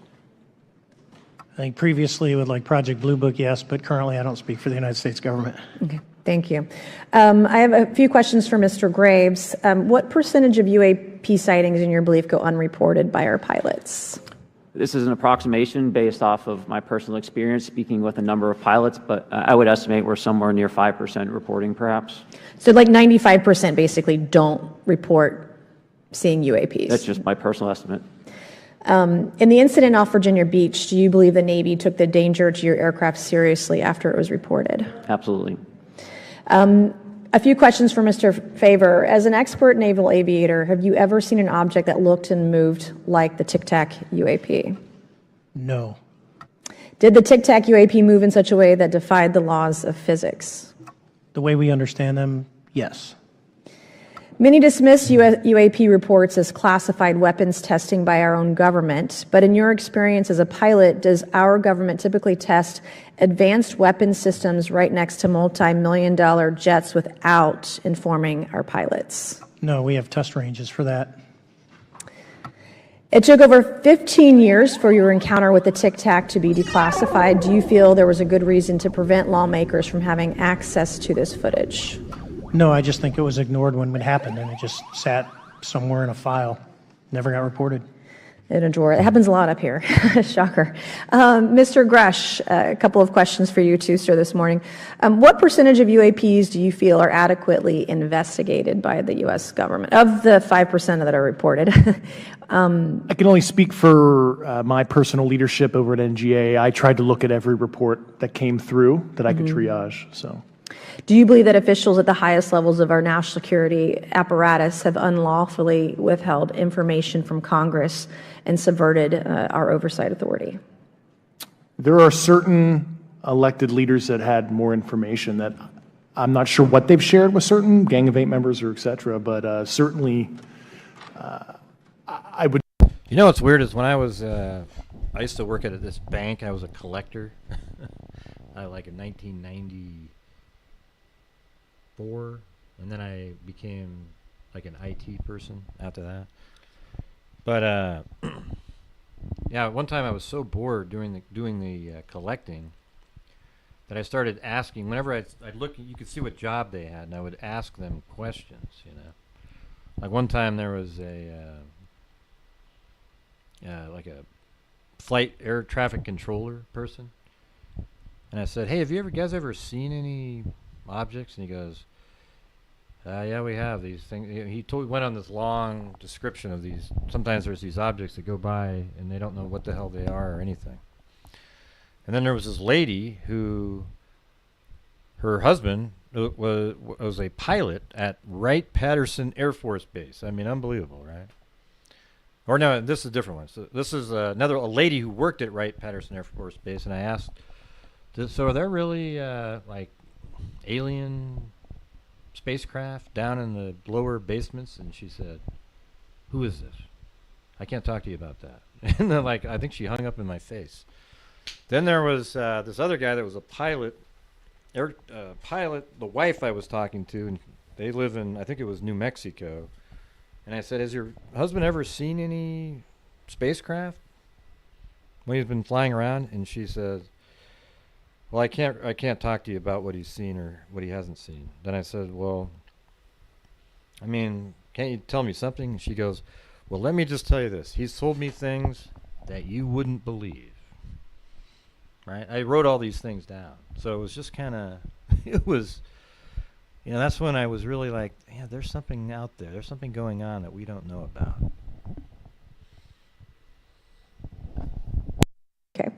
You've stated that the government is in possession of potentially non-human space. What do you mean I'm not loud enough? You need to turn up the mic. I'm right here. Hello. It's at the edge of the mic zone. It's way up and past -10. Based on your experience and extensive conversations with experts, do you believe our government has made contact with intelligent extraterrestrials? Something I can't discuss in public setting. Okay, I can't ask when you think this occurred. If you believe we have crashed craft, stated earlier, do we have the bodies of the pilots who piloted this craft? As I've stated publicly already in my News Nation interview, biologics came with some of these recoveries. Yeah. Were they, I guess, human or non-human biologics? Non-human, and that was the assessment of people with direct knowledge on the program I talked to that are currently still on the program. Is that incredible or what? I mean, if that's true right there, that's the game changer. He talked to people that were on the program, they're still working on the program, who said that they basically collected non-human biologics from the downed spacecrafts, which means alien. Is that incredible or what? So imagine if, the guy seems, he is a little bit weird-ish, but he had the position to get to know these things. So that makes him interesting, doesn't it? All right, so let me play the spaceship for Suzanne, because it didn't show up. Hold on. There we go. There you go, Suzanne. You're 1 penny short. Thanks, LA Connection. This is a test super chat. So let me rewind it just a little bit here. And subverted our oversight authority. There are certain elected leaders that had more information that I'm not sure what they've shared with certain Gang of Eight members or et cetera, but certainly I would not be surprised. Okay. You've stated that the government is in possession of potentially non-human spacecraft. Based on your experience and extensive conversations with experts, do you believe our government has made contact with intelligent extraterrestrials? Something I can't discuss in public setting. Okay, I can't ask when you think this occurred. If you believe we have crashed craft, stated earlier, do we have the bodies of the pilots who piloted this craft? As I've stated publicly already in my News Nation interview, biologics came with some of these recoveries, yeah. Were they, I guess, human or non-human biologics? Non-human, and that was the assessment of people with direct knowledge on the program I talked to that are currently still on the program. And was this documentary evidence, this video, photos, eyewitness? Like, how would that be determined? The specific documentation I would have to talk to you in a skiff about. Gotcha. Yeah. Okay. So, and you may or may not be able to answer my last question, and maybe we get into a skiff at the next hearing that we have, but who in the government, either what agency, sub-agency, what contractors, who should be called into the next hearing about UAPs, either in a public setting or even in a private setting? And you probably can't name names, but what agencies or organizations, contractors, et cetera, do we need to call in to get these questions answered, whether it's about funding, what programs are happening, and what's out there? I can give you a specific cooperative and hostile witness list of specific individuals that were in those. And how soon can we get that list? I'm happy to provide that to you after the hearing. Super. Thank you. And I yield back. Okay, now we have Mr. Langworthy. Is he here? Okay. Thank you very much. I'd like to thank all of the witnesses for being here today to discuss this very unique topic. And I'd like to jump right into my questions, if you don't mind. Commander Fravor, can you briefly describe your background? Yeah, I was an enlisted Marine, Naval Academy graduate, Navy, flew for 18 years, got a master's from University of Houston, and I've worked in the private sector for the last, 16 years, 17 years. I do a lot of defense work. So. Really gold-plated credentials. Commander Fravor, we have all seen the floating Tic Tac video that you engaged with on November 14th, 2004. Can you briefly talk about why you were off the coast of San Diego that day? Yeah, we were at a workup with all the battle groups, so we integrate the ships with the carrier, the air wing with the carrier, and we start working. So we were doing an air-to-air defense to hone not only our skills, but those of the USS Princeton when they had been tracking them for 2 weeks. The problem was that there was never manned aircraft airborne when they were tracking them, and this was the first day, and unfortunately, we were the ones airborne and went and saw it. Do you remember the weather that day? Was it cloudy or windy or anything out of the ordinary on the Pacific coast? It was actually, if you're familiar with San Diego, it was a perfect day, light winds, no whitecaps, clear skies, not a cloud. It was, for flying, it was the best. Now, is it true that you saw, in your words, a 40-foot flying tic-tac-shaped object? That's correct. Or for some people that can't know what a tic-tac is, it's a giant flying propane tank. Fair enough. Did this object come up on radar or interfere with your radar or the USS Princeton? The Princeton tracked it, the Nimitz tracked it, the E-2 tracked it. We never saw it on our radars. Our fire control radars never picked it up. The other airplane that took the video did get it on a radar. As soon as it tried to lock it, it jammed the radar, spit the lock, and he rapidly switched over to the targeting pod, which you can do in the F-18. From what you saw that day and what you've seen on video, did you see any source of propulsion from the flying object, including on any potential thermal scans from your aircraft? No, there's none. There's no IR plume coming out. And Chad, who took the video, went through all the EO, which is black and white TV, and the IR modes, and there's no visible signs of propulsion. It's just sitting in space at 20,000 feet. In your career, have you ever seen a propulsion system that creates no thermal exhaust? No. Can you describe how the aircraft maneuvered? Abruptly, very determinate. It knew exactly what it was doing. It was aware of our presence, and it had acceleration rates. I mean, it went from 0 to matching our speed in no time at all. Now, if the fastest plane on Earth was trying to do these maneuvers that you saw, would it be capable of doing that? No, not even close. And just to confirm, this object had no wings, correct? No wings. Now, was the aircraft that you were flying, was it armed? No, never felt threatened at all.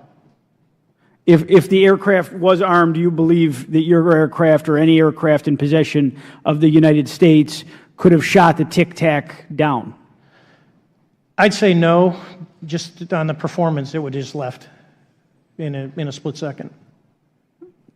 It looks like that we have a problem here that needs further investigation. Yes. In your belief, is this flying Tic Tac, I mean, is it capable of being the product of any other nation on the Earth? No, like I said earlier, I think it defies current material science and the ability to develop that much propulsion.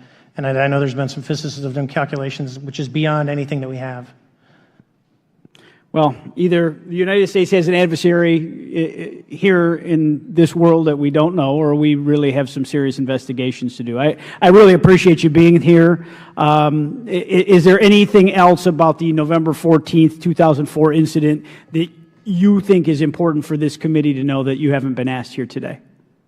No, it's been said it's probably the most credible UFO sighting in history based on all the sensors that were tracking it, and then for us to get visual and to go against the naysayers that it's something on the screen or whatever. I mean, there's 4 sets of human eyeballs. We're all very credible. Of the 6 of us that were involved in the thing, including the video, every one of us is going to do 20-plus years in the military in very responsible positions. So I'd say the world needs to know that it's not a joke. Thank you very much for your testimony here today for all of you, and I yield back, Mr. Chairman. Mr. Ogles. Thank you, Mr. Chairman, and thank you all for being here and the courage it took to come forward and again, the sacrifice that each of you have made.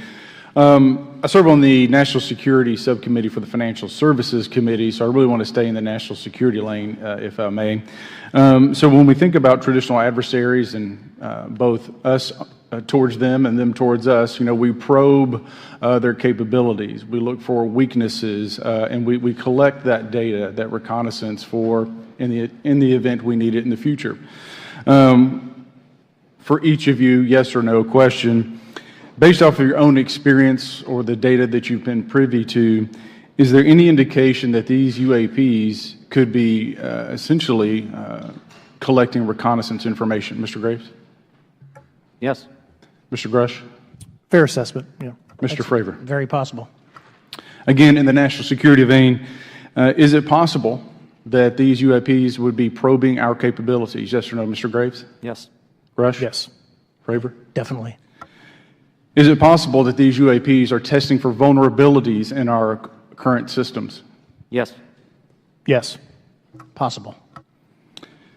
Do you feel, based off of your experience and the information that you've been privy to, that these UAPs provide an existential threat to the national security of the United States? Mr. Graves? Potentially. Yes, sir, potentially. Same answer, potentially. Yeah, I'd say Fravor. definitely, potentially.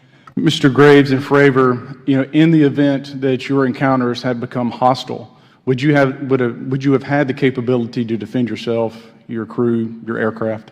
Absolutely not. Sir? No.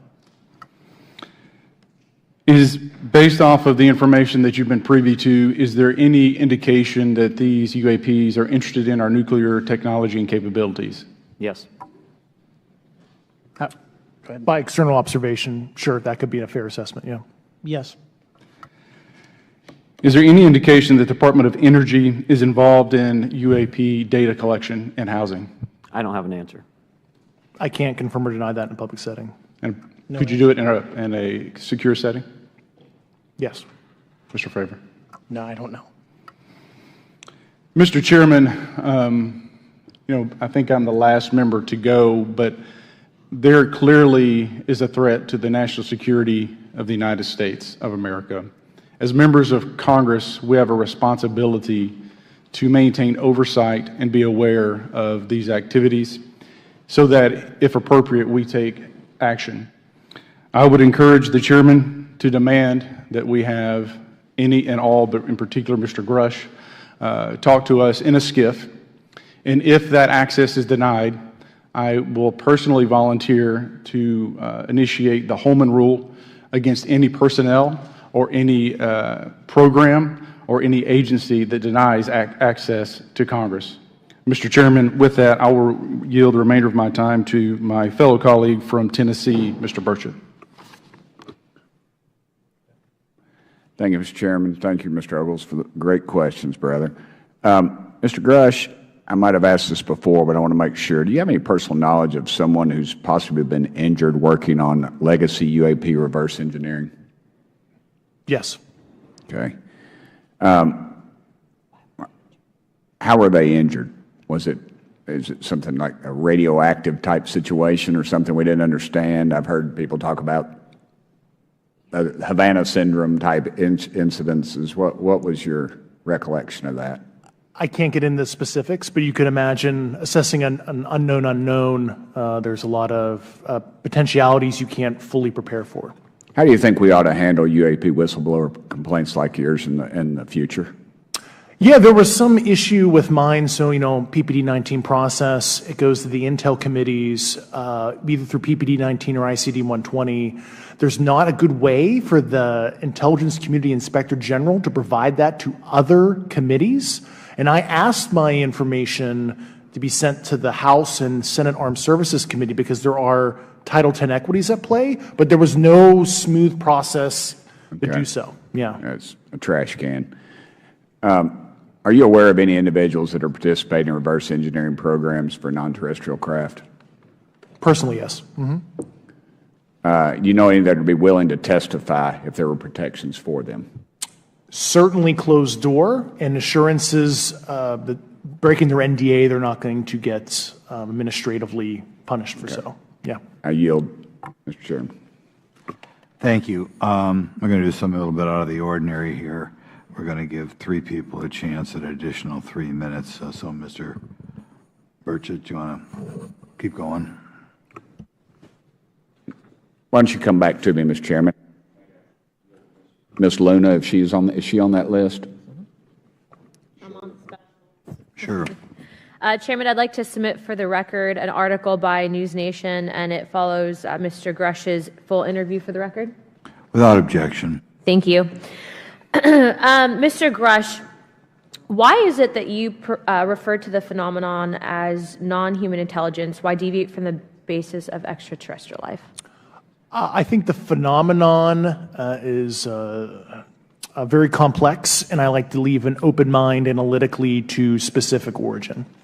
When you say specific origin, are you referring, can you elaborate on that for those that might not? If it's a traditional extraterrestrial origin or something else that we don't quite understand from either a biological or astrophysics perspective, yeah, I just like to keep an open mind on what it could be, yeah. Okay, and referring to your News Nation interview, you had referenced specific treaties between governments. Article 3 of the Nuclear Arms Treaty with Russia identifies UAPs. It specifically mentions them. To your knowledge, are there safety measures in place with foreign governments or other superpowers to avoid an escalatory situation in the event that a UAP malevolent event occurs? Yeah, you're referring to actual public treaty in the UN Register. It's funny you mentioned that. Yeah, the Agreement on Measures to Reduce the Risk of Outbreak of Nuclear War, signed in 1971. Unclassified treaty, publicly available. And if you cite the George Washington University National Security Archives, you will find the declassified in 2013 specific provisions in the specific red line flash message traffic with the specific codes pursuant to Article 3 and Article, also Situation 2, which is in the previously classified NSA archive. What I would recommend, and I tried to get access, but I got a wall of silence at the White House, was those specific incidents when those message traffic was used. I think some scholarship on that would open the door to a further investigation using those publicly available information. Thank you. And then my last question with 51 seconds remaining.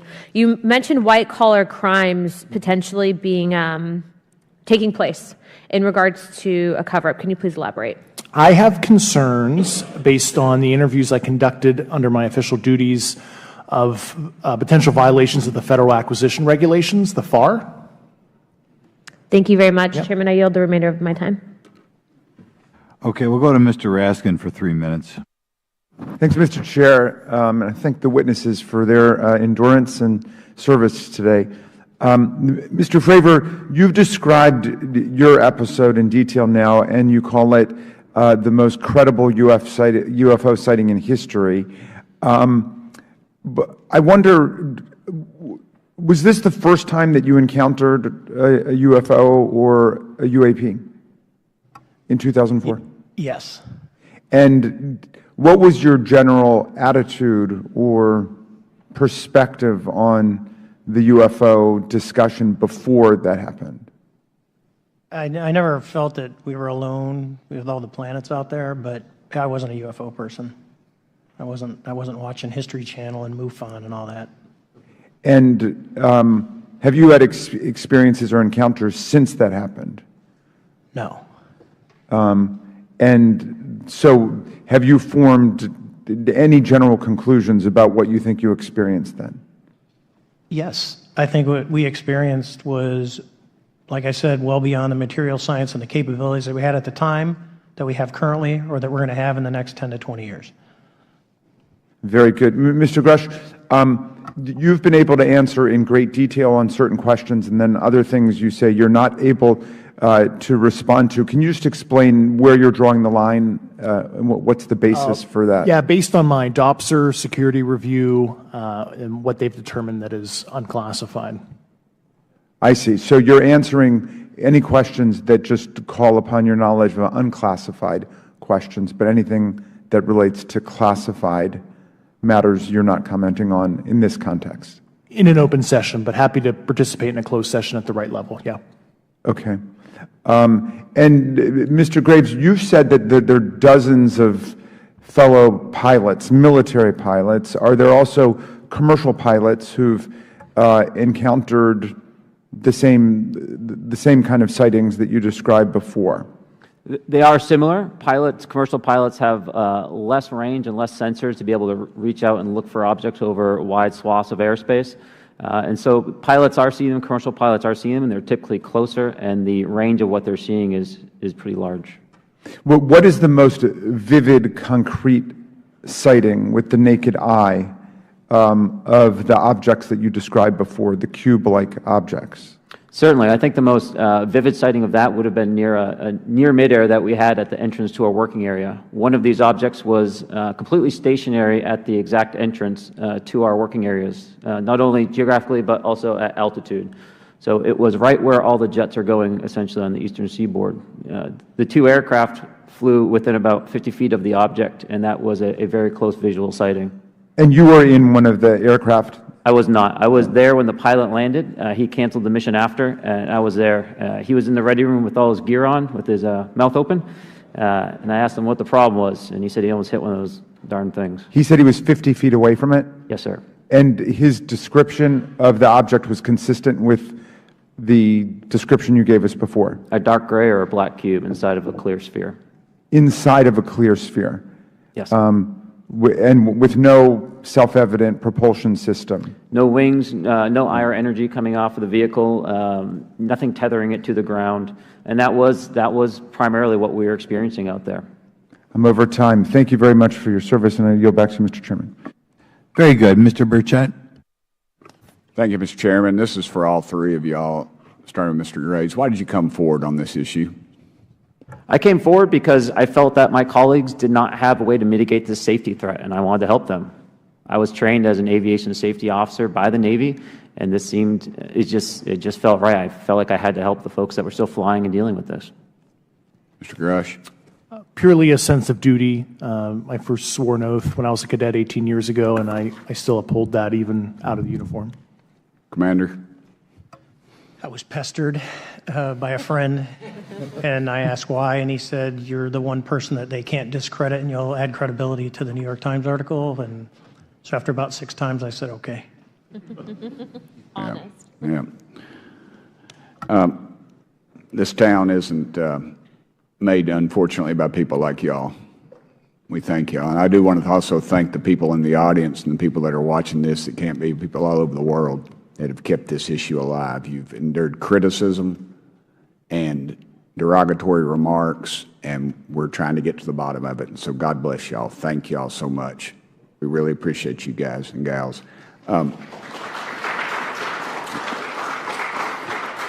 That's why we need term limits. Y'all keep clapping, us politicians just keep talking. So let me ask y'all, how can the public contribute to UAP reporting, and what avenues you think are available to the public to report these sightings? Well, right now, I don't think there is a lot of public options for every man to be able to report on this. I think even for professionals that have sensor data that are seeing these on a regular basis, they're still hesitant to come forward. And so for the general public, I think encouraging the conversations that we're having today, looking for technology solutions that can be distributed so that objective data can be gathered is the first place to go. Mr. Grusch? I'll just touch on the whistleblower side of it. I do encourage, current and former military, intelligence community, and industry contractors to come forward in a legal way, either through the IC or DoD or whatever the cognizant IGs are, to lead, join me in this discussion. Commander, and I guess I should say this for the record. My daddy was United States Marine Corps, 1st Marine Division. So, hoorah! Yes, sir. He was old school. Him and Chesty Puller on Peleliu. So, thank you, wow. brother. Wow. Yes, sir. I'm not anything like my daddy. He was incredible. I'm very mediocre, to say the least. But go ahead. You seem to be doing fine. Yeah. For me, I was an accident investigator, so the biggest thing that you learn, and I think that witnesses need to do is, one, don't try and make the fish bigger than it was. Stick to the facts, write it down, and don't speculate what you think it is because it will sway your decision. Just write the facts down. We can get all the facts together, and we can start to investigate and get a real honest story instead of it was this big. Thank you all, and I want to thank everybody. We made history today. Mr. Chairman, I yield. Thank you much, Mr. Garcia. Thank you. I know now we're going to be making some closing remarks, and so I just wanted to say a few things. First, to our witnesses, I want to thank all of you for being here with us today. I know that it takes a lot of courage. You're telling really important information to this committee, and I just want to thank you also for all three of you, your service to our country. I also want to just note that today's hearing was both important but also serious, and I want to thank our subcommittee chairman, Mr. Grothman, I think, for running a very fair and substantive hearing.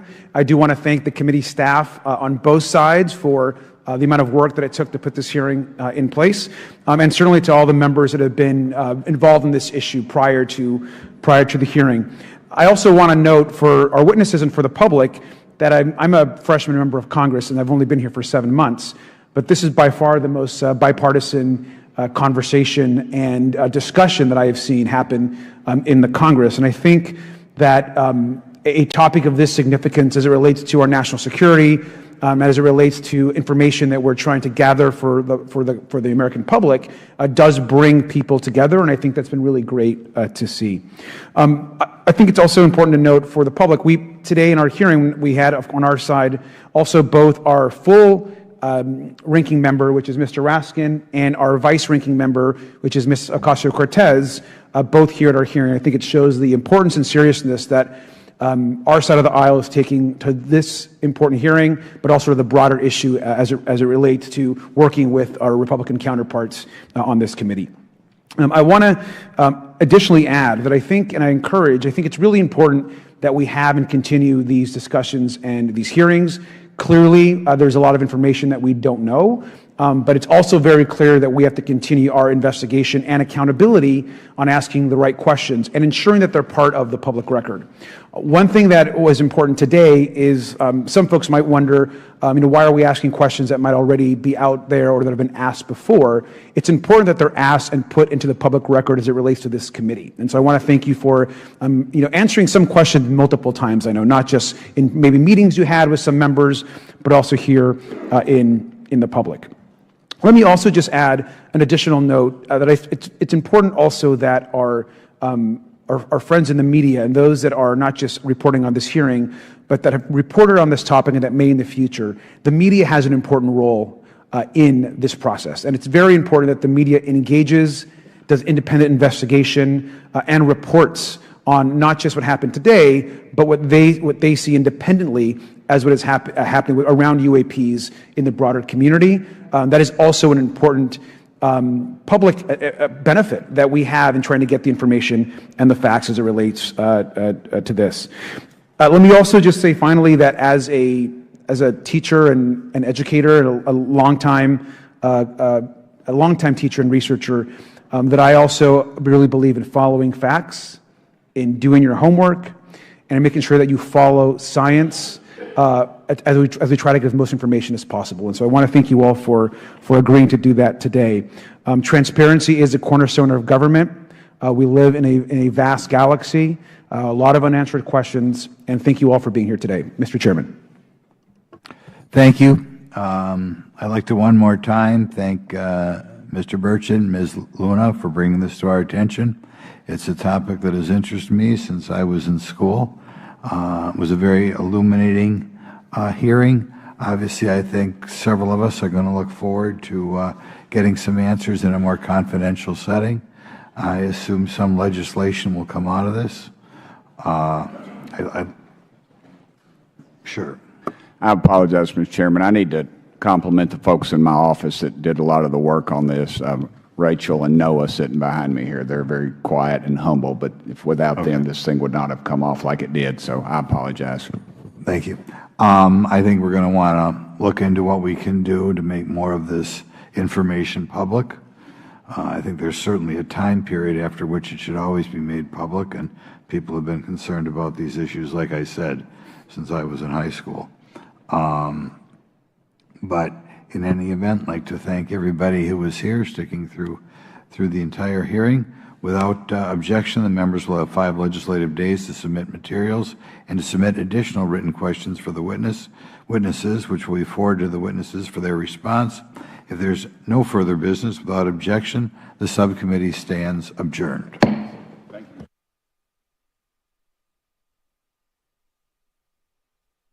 Yep, I'm here. I'm trying to. Well, you don't get to see it on the screen, but you can look it up yourself. But I've got this is a guy named Walter Hote, I think his name was.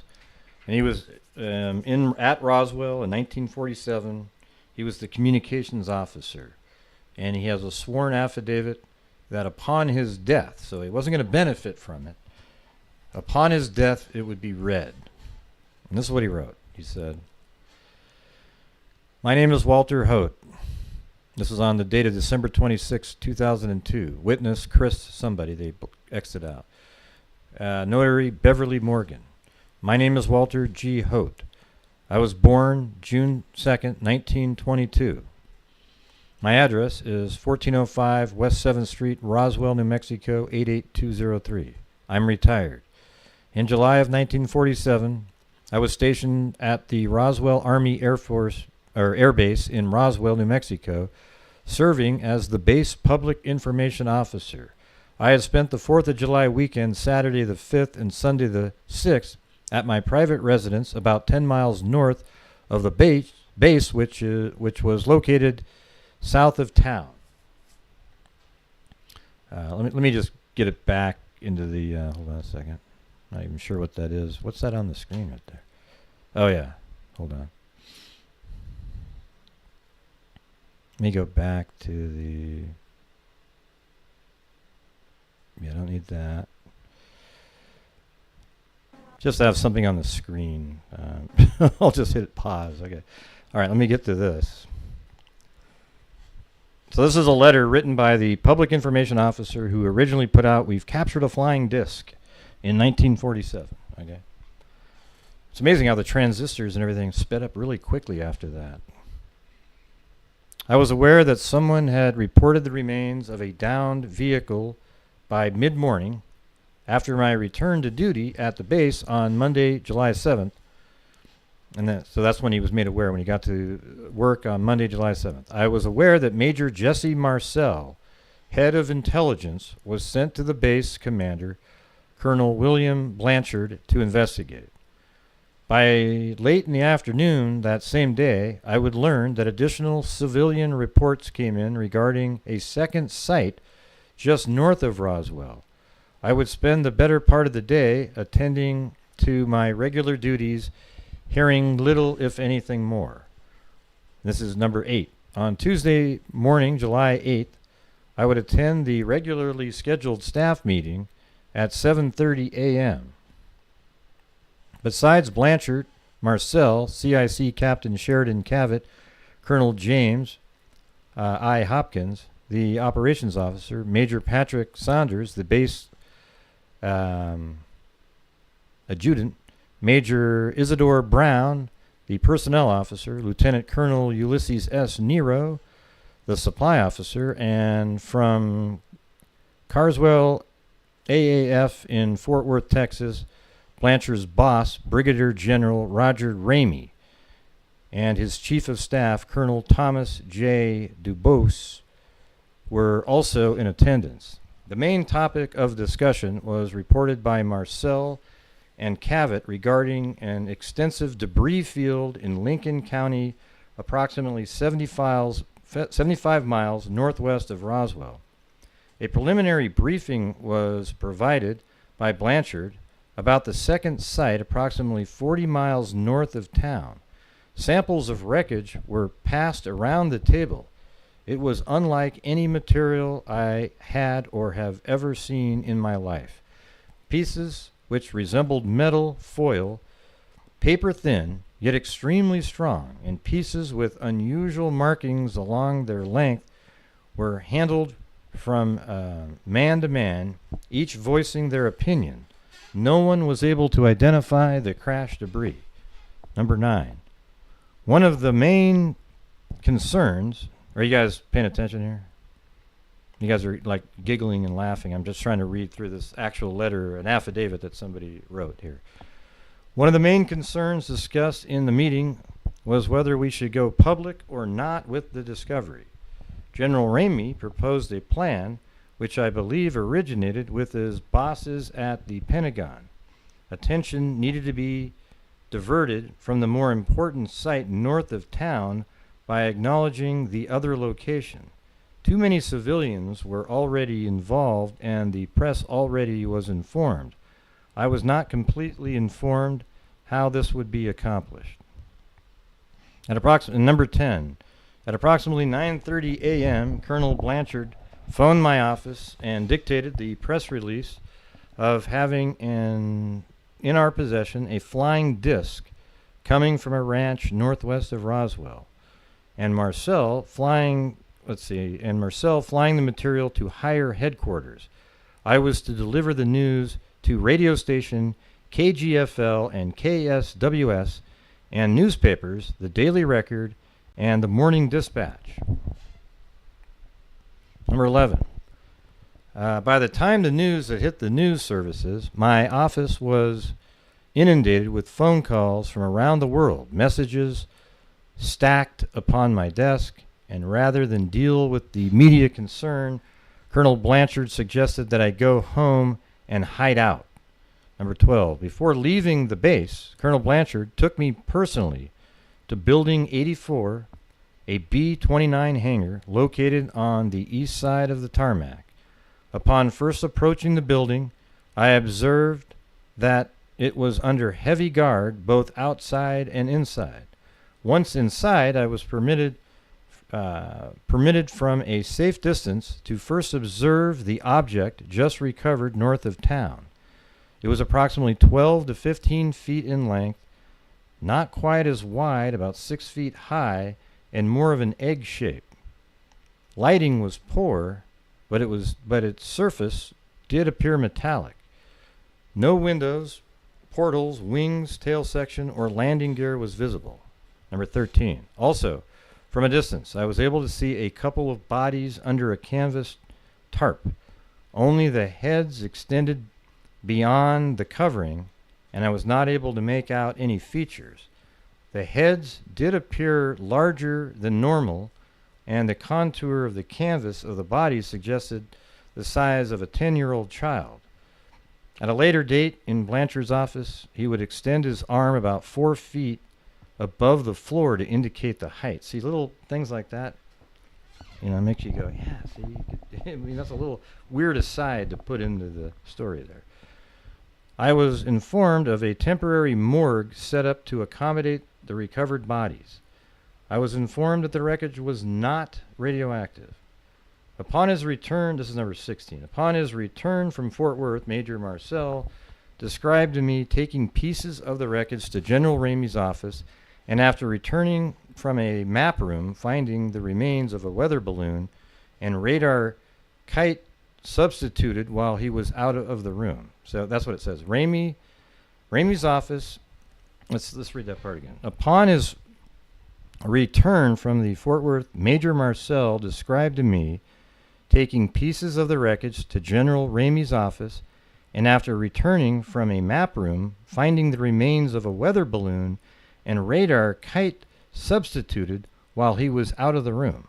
Marcel was very upset over the situation.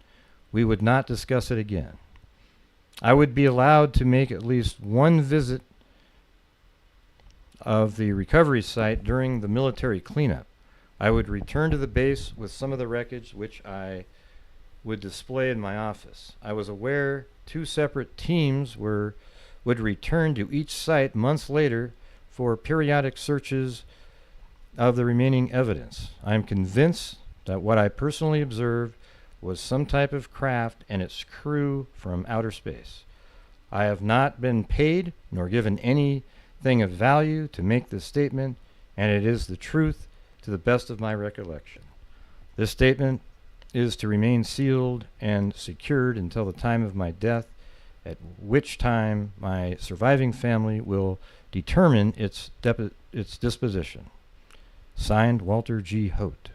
You don't think that's pretty amazing? I mean, it's just somebody's word, but it's like, you're on your deathbed. You were the guy that was there. That's the one letter that I've always went, man, that's incredible. Right there. So anyways, I'll check out that other thing later. I got to get going. I got somewhere I have to be, but thank you, everybody. We almost got to the 200. We were just a little short. Got to 198.44 actually. So thank you too. I'll check out that other letter later, and if there's something interesting in it, I'll talk about it again.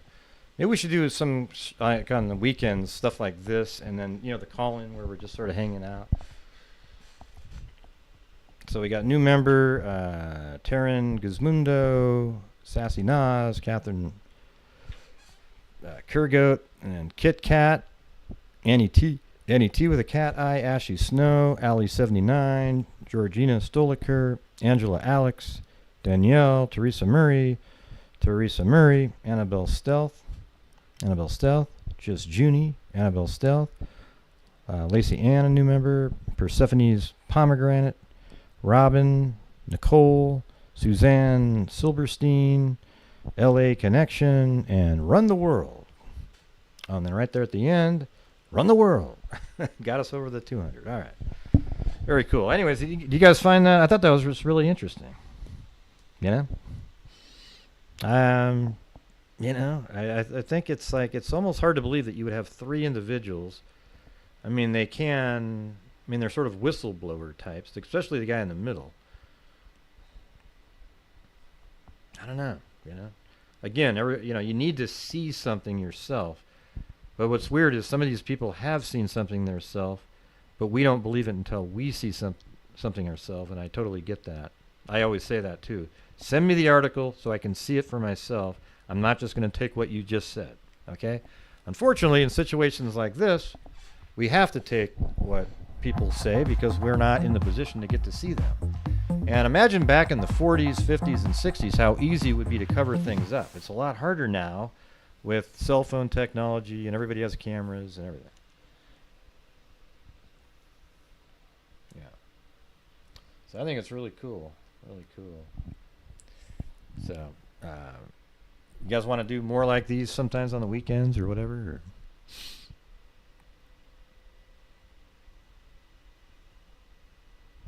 Yeah, I thought that was really, it was fun talking.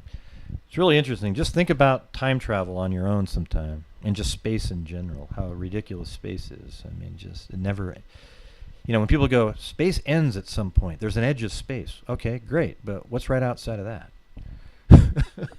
Like, you get right to the end, right? But then there's got to be something right there. Or is it just nothingness? Oh, sorry for the echo. I got my mic open. Speakers open too. So anyways, oh, you didn't say echo, you just said Hope's echo, but I just realized my speakers were open. All right, so anyways, thank you guys very much for being here. We will see you guys later, all right? I guess I just read off everybody's name. I'll just play the cool beat.